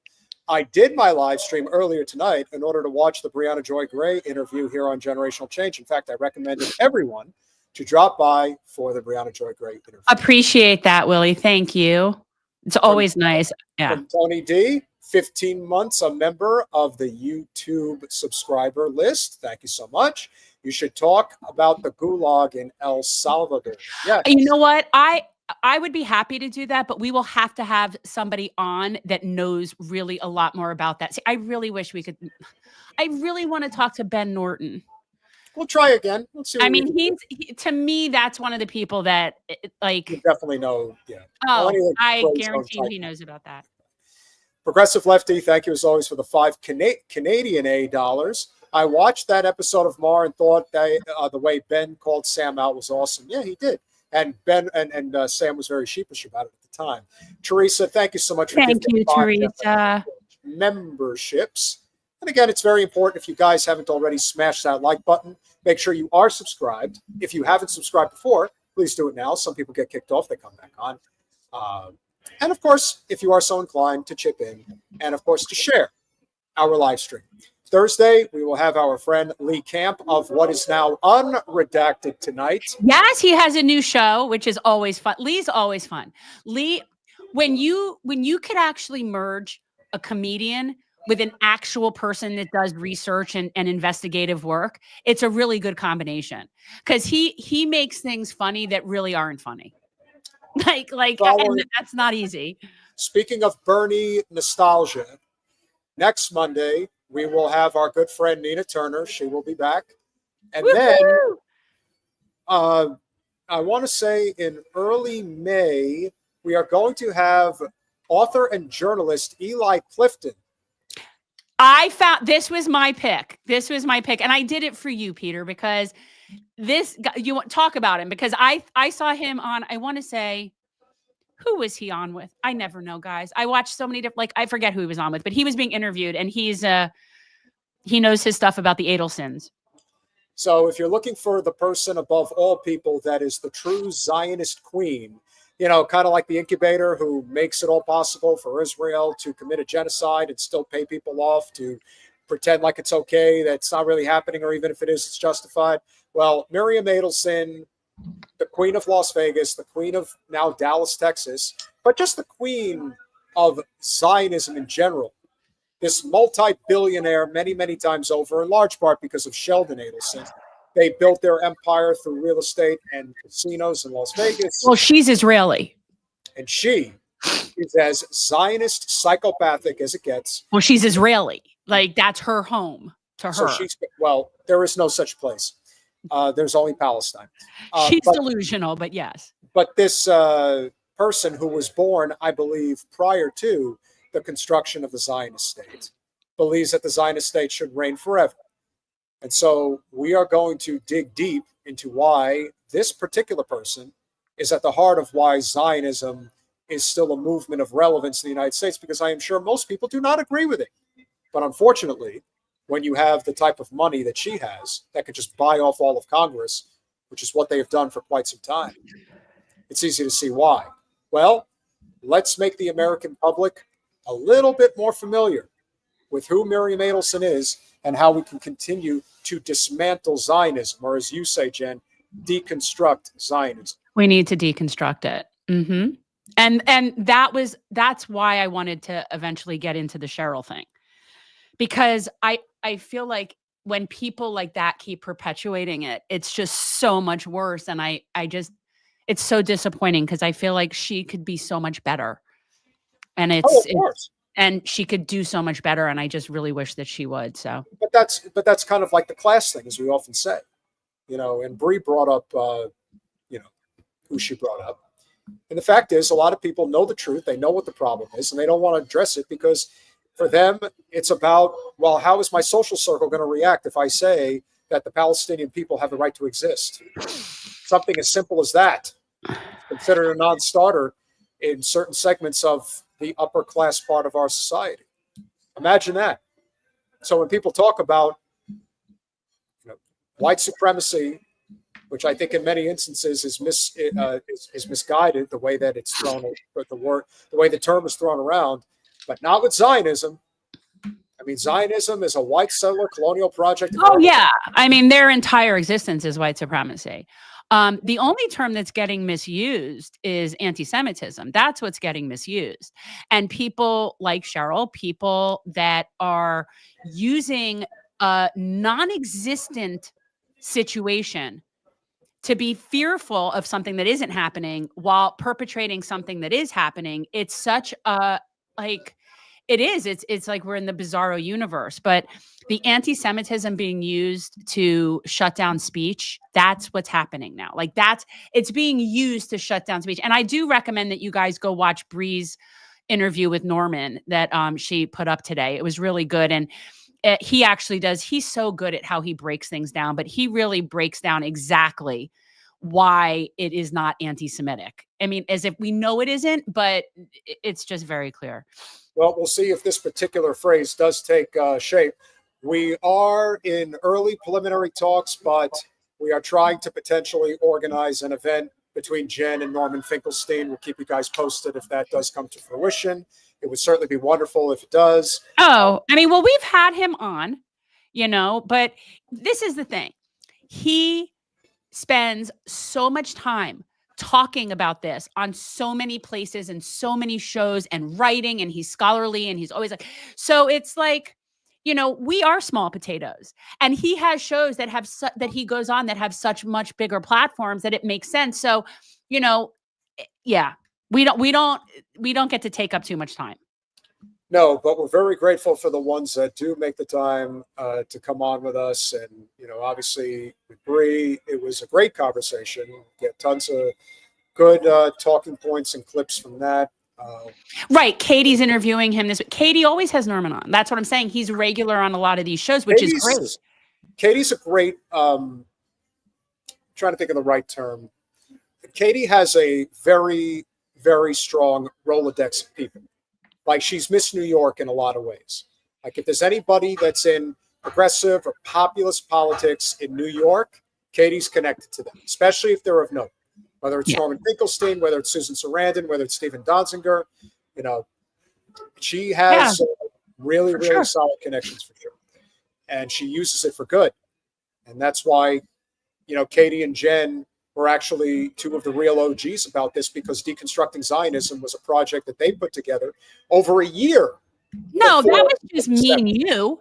You're talking about she and I did the Assange panel together. Yes. She came on for Deconstructing, like we did a Deconstructing Zionism panel, and she was a way before, like over a year before October 7th. Oh, yeah. 23. That's what I'm saying. Yeah. So, those particular topics, these things have been under the surface for a while. And the problem is that when you have these bigger accounts that are paid handsomely to convince people that October 7th was when it started, but in reality, it's not when it started. It's just when they want you to believe that it did. And so they have the ability to create this narrative that that's exactly when it happened. It isn't. But unfortunately, there's a lot of Johnny-come-lately out there that, hear it for the first time and they think, yeah, this is how it is. Can we get Chris Hedges? We try to get Chris. Chris is working on some stuff right now. We'll have, but we got a nice lineup. We'll eventually be able to. Like, I feel confident at this point to say, like, at some point we'll be able to arrange it. But yeah, they do go on shows, but these are people that are actually really busy doing their own thing. And especially somebody like Chris Hedges. I mean, he's extremely professional and prepared. So he busts ass. And so, you get what you get. But yeah, we will eventually be able to do that. We really appreciate you all being here. Do you have anything else you wanted to talk about? Well, I mean, we've been going for a while. I know. I know. I think it was more of it was a real long form podcast conversation, which is something that I think a lot of people like. It's so Rogan of us. Yeah, but I saw a couple of people in the chat make a comment about they didn't like you and Bree getting into your whole lawyer talk. I'm like, you're not going to like every single thing that's talked about every second of the entire podcast. Getting into lawyer. Yeah, but this was sort of the first time I ever really talked with her or met her. So, the thing about this show, guys, and this is just the reality, I don't prepare a thing. Like, I always know who I'm talking to. We're always talking to somebody that I find interesting. I always know who they are. Like, I know generally, but I like that. And I like how I'm able to connect with people in a different way. And when you have something in common with someone and you have a similar background, that's a form of connection. So this is live. We do it live because it's just fun to do it live. And if I did pre-recorded interviews, then you wouldn't have probably gotten that clip. We probably would have clipped out the lawyer speak for everybody, but you're here live. And so you get what you get. I thought it was informative. But you guys are great. Now we've had Cafe. We've had Omar Badar. We would certainly have him again. I want Ali, and I feel like he's so busy and doing his own thing. We've had Omar on before. Yeah. No, we've had a lot of great conversations, and the conversations will continue. But I also think that it's important that we continue to do what we have been doing. The issue that I think will stand out, that we'll point out with Bree in particular, is how there is a total lack of camaraderie amongst people that have large platforms, that are not willing to do what is necessary. And she was very clear about who she was talking about. She was talking about Sam Cedar, she's talking about Jenk, talking about Crystal, Kyle, and the like. And it's true. How it basically becomes, career opportunism that is of more of concern than it is about fighting on along the lines of what really needs to be fought here. This is a class war, nothing more. And it stems all the way to the top with the issue of Israel. Because the people that are supporting the Zionist state are people that, for the most part, are of a certain class and makeup. And because of that, they're willing to overlook what's going on because economically, it is to their benefit. There's $500 billion worth of natural gas under Gaza soil. There is 25 miles worth of Mediterranean coastline, real estate waiting to be developed. That's trillions of dollars right there. That's what matters. And the people that have the inside track on those things, they're not going to say a friggin' word. Not one word. Because they know. You get out of line. Oh, contracts? What contracts? They don't exist anymore. You had your chance. Travers wants us to get this this comedian on our show. He's talked about it before. Who? I don't know who that is. Yes, you do. He's a comedian, and you could just actually. Why don't you just send him a message on X or whatever you do? Okay. And see, because but he's Irish. I'm gonna be there. You're going to Ireland. I am. When are you going? In June. But yeah, I am. I'm going. It's happening. Ronwell, thank you very much for the $5. Daniel McAdams made a good point about Massey's Senate run in 26 from McConnell's seat. I'd love to see him taking over his seat, and maybe there's a part 2 coming. We don't know. There it is. Thank you, Ronnie, for the other $5. run for president in 28, and I'd love to become a national delegate for him if he's running for president, but I fear they'll pull a 1963 JFK on him. It's possible. It's unfortunate, but again, crumbling of empire. People have grown tired of what. Oh, Schultz, I'd love to get her on. Yeah.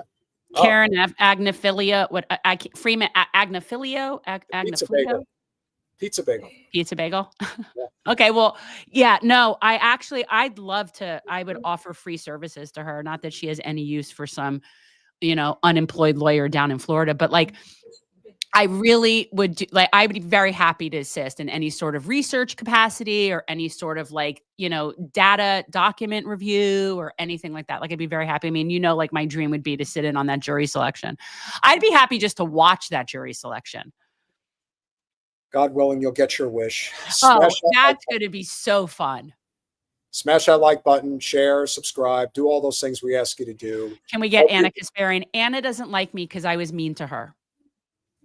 Anna was mean to Aaron Mate, so Aaron was really nasty. Or Anna was really nasty and just vulgar and shitty about Aaron Mate, and I just took issue with that, and I called her out, and I called her a snowflake princess, and I did a graphic. We got very upset about that, and so she doesn't want to play with me. Oh well, that's okay. Anna, apologize to Aaron. We'll have a conversation. Not only do I notice fewer Canadians in Florida, I know for a fact there's so many fewer Canadians. By the way, I'm meeting our Canadian friends again for lunch next week, Peter. And these are people that come here seasonally to get out of the cold. These are people that are wealthy. And they're not going to come back here. Like, they're done with this. And I know because people in my husband's family that are Canadian, they go to Cabo in the winter. They don't come here. But what my friend told me was that when they were coming through, that the area where customs is, that's normally packed and busy coming through from Canada, she said there was no one there. So, yeah. I don't know if Sam Cedars is a Zionist, but I know this much. He was very good to Jen when she ran the first time. It's one of the first big channels to have her on, like Mike Figueredo and Jordan Charity. But what I will say is that when Jen ran the second time, he never responded. And he knew where Jen stood. Jen was one of the more known people in politics at the time that was going up against a person who was fully on board with the genocide and a person who was dead set against it. Baby Ethernet, thank you for the $2. I want to rent October 8th to critique, but it's $19 WTF. Exactly. What the F? Yeah. Well, it just goes to show you who they're catering to, the demographic that they're catering to. But what bothers me, you know what? I don't mind people putting out their stuff. But when something has been completely debunked and you don't retract it, then you have no credibility anymore. Of course. So that's why the only people that are going to pay for it are people that want to stay in that echo chamber. And this is why we can't end our show, because we keep getting super chats. Progressive Lefty, thank you for the $5. What Anna and Kyle did to Jimmy was disgusting as well. Well, listen, Jimmy is no picnic. So as far as I'm concerned, that's the type of baby mama drama stuff that I don't think I have patience for. That's the thing. Yeah. That's the thing. Zainab says we should still try to get on the program. Peter, you want to reach out to Anna Kasparian and see if she wants to come on and have a chat? I would talk to her. I have no problem I'll talk to anybody. Listen, I think the conversation is going to happen, but we help out with certain channels, big channels, 2 very big channels behind the scenes. We linked them up the other day. We have a role to play. We know. We know our place. We do. Hey, keep them coming, baby. Ronwell, thank you for the $5. Thomas Massey deserves to be with my young idol from Hollywood and my PFP for actually reading the bills like Ron Paul did back in the day by me. Now, here's what I will tell you guys. And we know we've met Ilhan Omar on a handful of occasions. And I actually asked her a question specifically pertaining to, why are you one of the most successful legislators on the Hill? And her exact answer without hesitation was, because I actually read the bills. She actually does read the bills, and she also does her own work. Yes, she has staff, but she actually is extremely well-versed, well-read, does the research, and does the work. Unlike other people that she was kind of kind of pointing out. And that's part of the reason why there is no such thing as the squad. And you even said it's not really a thing. It's just sort of this made up idea to try to market and attract people into politics. It was never a thing. It's never. It was always a facade. Progressive lefty, you should be afraid to come here. I don't know why anybody wants to come here. And don't think for a second that I haven't considered the fact that I am going to be leaving the country. I haven't done that in a while. I haven't done that in a few years. So it's been a while. And do I think I could get detained? Yeah. Good. Yeah. No. Good, David. That's good. That's all that matters. And listen, I can't stand Emma Vigeland as much as anybody in politics. And I've given her props many times on this show. I actually have. I actually think that she's done a lot of good work, and I've said so when I've thought so. But I will give credit where credit's due. Emma Vigeland is one of the more outspoken people about what's happening in Gaza. Yes. And that matters. And this is one of the problems that we run into in politics is, I've known Emma Vigeland personally. I do not like her. This is the problem, is when it's personal. And this is what part of the problem is with certain candidates that we wouldn't promote. Correct. But the difference is that I can put that aside and say, I appreciate Emma Vigeland doing the right thing on a very important issue. Emma is not stupid. She's just not. No. Somebody's like, she's hot but stupid. I'm not going to talk about hotness, but she's not stupid. No, you want to say that Emma is extremely overwoke and a very privileged kid at that? Yes, 100%.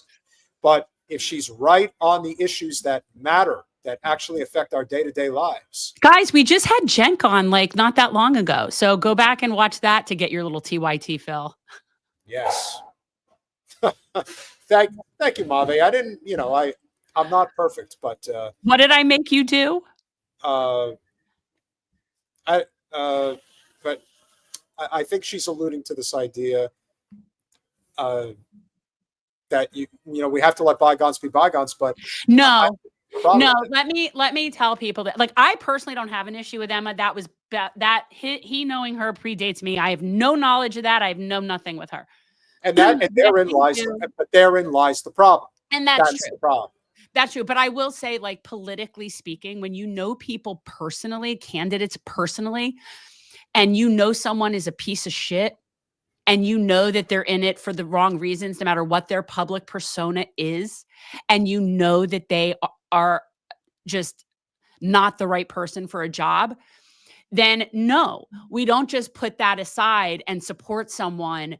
That doesn't mean I have to tell everyone what I know necessarily, but I'm not going to have people on or promote candidates that I know personally and think are garbage. I'm just not going to do it. I could disagree with someone politically and have them on, but I'm not having someone that I think is garbage on my show. There's no point to that. And I actually think that was kind of what Bree was hinting at. Yeah, no, I understand that there are certain people that there is no, it's the right word. There's no redemption. Certain people are not given that grace and shouldn't. And not just that there's no redemption, but there's no value to that. And I'm not going to serve up a plate of shit to people just because it looks decent on the outside when I know that it's not good. And that was the problem with that particular candidate. And I was not willing to do that. And this has happened other times with other people too. There's candidates that I wouldn't have on just because I think they're shit as a person. That's fine. That's my prerogative. Again, this is our show. We could have whoever we want. Thank you so much, Jera, for the 2-month membership. So mad Trump had no time to mention 14-year-old Robbie. Robbie? What was that? What was that news?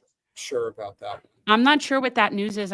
What did I miss? But the point that Jen is making, which I think is maybe the most important one of all, it's like we tried to have conversation with people that we thought we could at least have a reasonable conversation with pertaining to what was going on in Ukraine, even though if you couldn't see what Ukraine was from day one, that it was strictly about natural resources, nothing more. The whole concept of getting Ukraine into NATO was that we could control the resources in Russia. Well, and also to be poking at Russia and put NATO right up to their border and having their little exercises in their area. And finally, maybe above any other reason, is that there was a supposed person who ran for president who is an absolute Zionist, 1,000%. Doesn't matter what the person says publicly. I can assure you what the person thinks privately. Well, right. When you know people personally, you know that they're full of shit. But genocide and the state of Israel, that's a non-starter. If you are on the wrong side of that issue, you will never be allowed on this show, and no one should ever have conversations with anybody who's wrong on that issue. You want to know how you break the Zionist state? Cast them all out like the fucking lepers that they are. Because that's what they are. They're subhuman scum, and that's the way they should be remembered. And eventually, that's what's going to happen, because there is going to come a time, as is often the case, much like my grandfather used to tell me about what General Eisenhower said during World War II when he liberated the Dachau concentration camp. And you know what he said? Take as many pictures and as many videos as you possibly can, because there's going to come a point in the future where somebody's going to stand up and say this never happened. That was Dachau? I've actually been there. Yeah. Did you know I've been to Dachau? Yeah. I've been there. Yeah. And so what's going to happen eventually is that they're going to try to whitewash all of this shit that's been happening for the past couple of years. They're going to pretend that this genocide never happened. And they are going to insinuate this idea of it was overblown. That's why you see it all the time. Like the fact that they like to do dollars and cents about how many kids were actually killed. Oh, no, they only killed a few thousand kids. They didn't kill 25,000. That's when you know that you're a psychopath. You're a psychopath. Right, you're arguing about how many dead babies there are. And here's the thing. I don't care what anybody says. I have been saying it for over a year and a half. Their numbers are not real. The numbers are pretend. It's like polls. You get whatever numbers you want. Here's the thing. Again, I'm not the math person. The fact that I have to be pointing this out is so horrifying to me. I'm like the worst math person. 2.3 million people in a cage, no food, no water, no shelter, no medical, anything. And you're telling me we're still under 50,000 or at 50,000 people? No, that's absurd. To me, from what I feel like I've seen that many people. I've seen that many dead bodies just on my screen. Mm-hmm. So then that's just a ridiculous number. And anybody, my guess, like right now, honestly, like I would guess we're at 500,000 people. And what you also have to remember is that don't you ever come onto this fucking channel and say one fucking word about Yemen, because we've been talking about Yemen since the start of this podcast. We have been talking about what Trump was doing in his first term that he did, because it was all about the worst thing about Trump's first term was how he kowtowed to the Saudis. That was what he was doing. And he did that at the expense of destroying Yemen. Then Biden comes in, does the same fucking thing. And now Trump is in. And of course, after October 7th, it's all about what Israel wants. Trump is a 1,000% transactional individual. He does not have any moral compass when it comes to any issues if it involves business advancement. That is all that matters to him. I agree with not bloody likely. It's hard for me to think about anything else. My heart and mind is in Gaza. And I say it, we are all Palestinian. We're all Palestinian. We're all from there.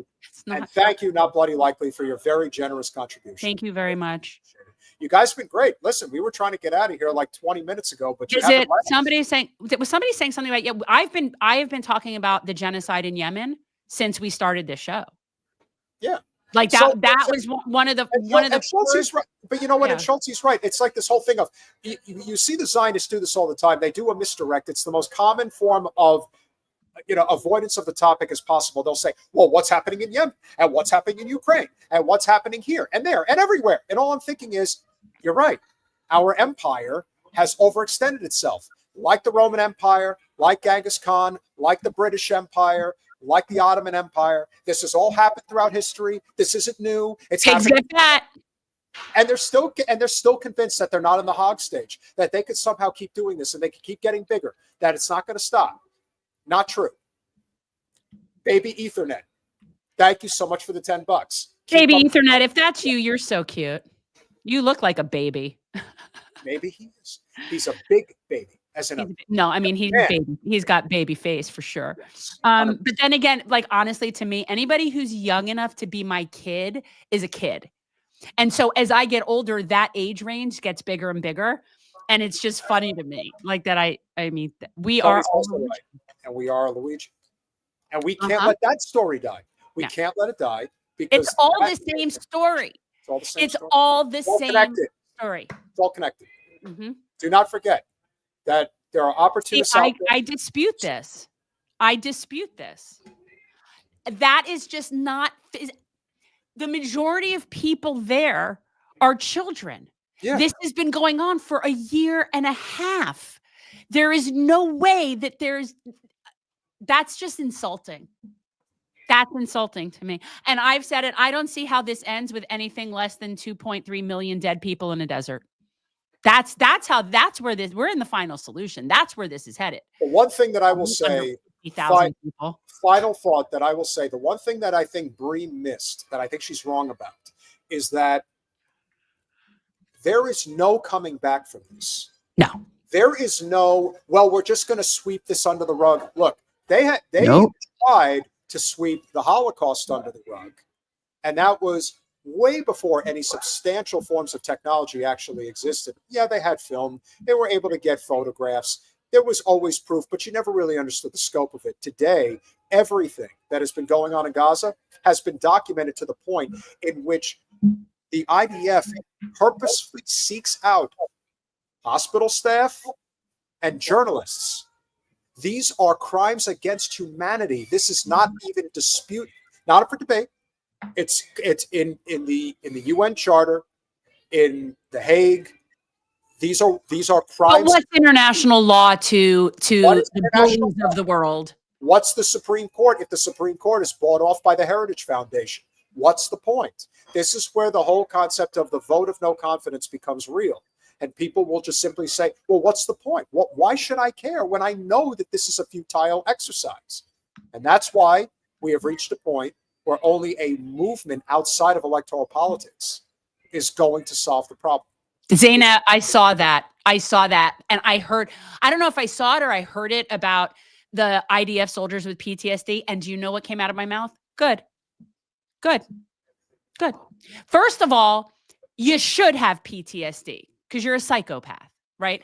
I will say this, and this is the Israelis, not just the Zionists, but the Israelis. And this is something where we know that it's like 80-something%, 90% of them are on board with what's going on. They don't like Netanyahu. They don't like this. They don't like that. But they're okay with ethnic cleansing because at the end of the day, they're white supremacists. And that's just the way the majority of them are. They are actually worse than any Germans or Nazis during that, like the regular people of the regular populace during the Holocaust. They're worse. Because the Nazis in the leadership positions actually did for a long time try to cover and hide what they were doing. They knew that it would be not acceptable to the majority of people. They knew that the majority of Germans wouldn't necessarily be on board with that. No, Now, there is a we lot. can argue that they should have known, could have known, plausible deniability. We could argue all that. But they didn't advertise it like it was a good thing. Israelis not only know, they love it. They go and do field trips to watch it. So when you're talking about like the evil of the world, it isn't just Zionists around the world in the diaspora. Israelis, they're psychopathic. These are psychopathic people. This is not, they're way worse than the Germans in Nazi Germany. So to me, there is no comparison. Yeah, if only because things are changing dramatically. And yes, I think that everything happens for a reason at a given time. I do believe that BRICS has a lot to do with this, because I do believe that the economic future of the United States and Israel is tied in a great deal based on what they are doing right now. And unfortunately, we don't know. See, again, we pontificate on this idea that we know what goes on in the Pentagon and in the White House. We don't know. We don't know if there's any come to Jesus moment with any of the people in charge who are saying, maybe we're taking this too far. And those people get let go. That's what happens. So the people that start to have, or anybody that puts in any resistance, those are the people that, I'm not saying people in Germany didn't know. It's not that people didn't know. I don't think it was their culture to want to rapidly kill the Jews. Here's what we've pointed out, Willie, that I think is important for people to know. yes, there are definitely more Christian Zionists, and yes, they are for the most part subscribed to whatever, Billy Graham Jr. and, John Hagee and any of the other, Mike Huckabee, any of these. Yeah, the Kufi group, group. But the one thing that they don't have, that the Jewish Zionists do have, is they do not have the money, power, and influence that the substantial portion of the Jewish Zionist movement has, because, in large part, Christian Zionists reside in parts of the country that are nowhere near as wealthy and powerful as where the Jewish Zionists tend to reside. That's true. But at the end of the day, and here's the thing though, like when the Zionist state ceases to exist, right? Which it will, it's going to happen. Then there will be no purpose for any of the Christian Zionists, right? Like they'll it won't matter. They'll be irrelevant. They'll be completely irrelevant. The Israelis, mind you, are still rabid and genocidal and dispersing amongst us. They are. And And when what people have to remember is also becoming a problem, because as Jen has pointed out, South Florida for a very long time, Southeast Florida in particular, has been a harbor in many ways for Canadians. This is a place that they like to come to. This is where they go. They're not coming now. here. But you know who is coming here? A lot of Zionists from Israel that are being allowed into the United States with no questions asked. And they're relocating to Southeast Florida. That's where they're going. You don't say Zionists from Israel. They're Israeli. Israeli. Okay, Israel. Fair enough. Yeah. Oh, I'm surrounded by them every day. Not denying that, Z. I'm not saying we know, but just the overall influence when we see the big groups, and not only just the lobbying groups, when you see something like the ADL, for example, the ADL's sole purpose is to sell Zionism and to sell that, but yet they're able to do it under the guise, or had been for many years, of we're fighting anti-Semitism. And that's something you don't see as much amongst Christian Zionists, or as many of these like underhanded, sneaky ways to sort of manipulate the system without saying who they are. And the last thing I want to point out, and do not underestimate the power and the influence that some of these people have, because they are involved with AIPAC. They do pull levers of power. And when we talk about Sheryl Sandberg, this is what really matters. It's so unfortunate. These two people together is what creates this ever-growing concentration of well, they both look like they don't even want to be there. Yeah, it's gross. Now, look, I've said it before, I'll say it again. Debbie Wasserman Schultz, for whatever better or worse, she is the congressperson from this area. So it does make sense that people do take pictures with her. Now, where was this picture taken, Jen? Well, it's probably in DC, no? That picture was taken at their stupid, phony baloney screening with Senator Joni Ernst about the October 7th raid. Oh, yes. Well, they're so worried about sexual. They don't like sexual violence as an act of war, but yet they don't have a problem with it. And this is the other thing about that bothered me, that Sheryl so adamant about rape as a weapon of war, but yet we now know for sure that it's being used by the IDF against Palestinians. We've always known it, but now we actually have like this video footage, and yet not a peep. So obviously rape as a weapon of war is not something that Cheryl's really concerned about. No, not at all. Not when it's. We are trying to get the, Travers was just saying Hind Rajab Foundation. I'm reaching out to one of the founders of the Hind Rajab Foundation. And what you have to remember, Mavi, which is very important, when say people sold their soul for what?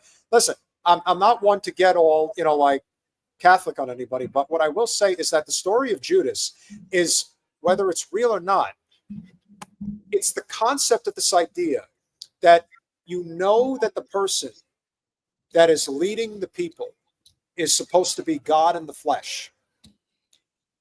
And it was supposed to be kept quiet. You're not supposed to tell the Roman Empire that the person who is supposedly leading the Jews out of the Roman Empire is this man who is God in the flesh. And so the whole concept of, well, what is it worth? Well, apparently to Judas, it was worth 30 shillings of silver. That was it. He was willing to, give them up for that amount. Well, how many people are willing to sacrifice the Palestinian people if it's going to pay them money? Look at these fuckheads online that do it every day. You know, there's a whole bunch of IO Yakubis out there that do this for money. It's Ben like, Shapiro. I'm not kidding when I said, like, I cry about this every day. Like, I have, like, every day there's like this certain period of time when I watch whatever I'm watching for the day. If there is an afterlife, if there is any form of a spiritual afterlife that exists, Ben Shapiro is going to pay with blood. Well, a lot of people. I mean, I don't know why you're calling him out in particular. I mean, I'm calling him out in particular because of all the people that are Jewish Zionists. His platform, at least right now, my understanding is the Daily Wire is in a lot of trouble. Couldn't happen to better people. I know. But he, in particular, is a loathsome, disgusting fuck of a human. Because not only does he support this, but he's also one of those people who truly believes that he is a supremacist, that he is a supreme being, that he is better than the average person, that he knows more than the average person. And so people should be entitled to just that. That's how he talks the way that he does. That's why he wears that fucking yarmulke on his head. Don't mock the yarmulke. Don't get into that. Only with him, because for him, it's about sanctimony. For him, it's sanctimony. I don't care I what would suggest that it's that for a lot of people, but I'm an atheist. I find a lot of very religious adherents. It has a lot to do with sanctimony. So that's, as an atheist, I could tell you that's across the board. Of course he does. Because he represents everything that is wrong with the Jewish people. He pulls every negative stereotype that you can possibly throw at he's annoying as shit. And he embraces it. He doesn't care because for him... And Willie's right. That's the truth. Yeah. That's the truth. Well, whatever the case is, Willie, he is also somebody who is a Judas. It's all about the money. It's every... You didn't know what wet pussy was is the problem. And if you don't know what that is and you're a married person, that's Willie's shouting facts right there. Maybe he's impotent. Maybe he's got a small one. But you still don't know what wet pussy is? I'm sorry. I would think you would know what that is. But that's also the problem with a lot of violence that is bestowed upon society.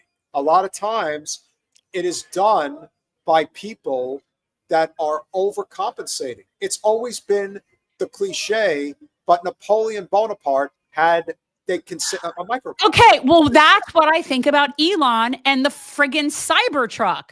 Maybe Elon, to me, like, you want to talk about where I think like micro penis. Whoever's out there that's still working on creating a way to naturally grow the Johnson, if you will, come up with it faster because it's not really the things that are out there now. And I know about these things because, again, remember, I'm married to a urologist.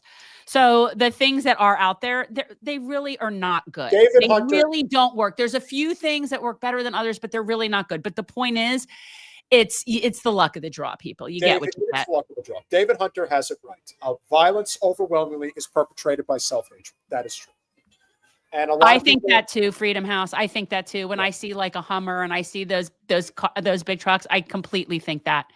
I completely think somebody's got something or lack thereof. Because unfortunately, baby Ethernet, is that when people eventually have run out of hope and direction, they will latch on to anything that they believe is going to provide them with some degree of sustenance. Even if that means pointing the finger at somebody else and saying, ha, you guys are not doing well.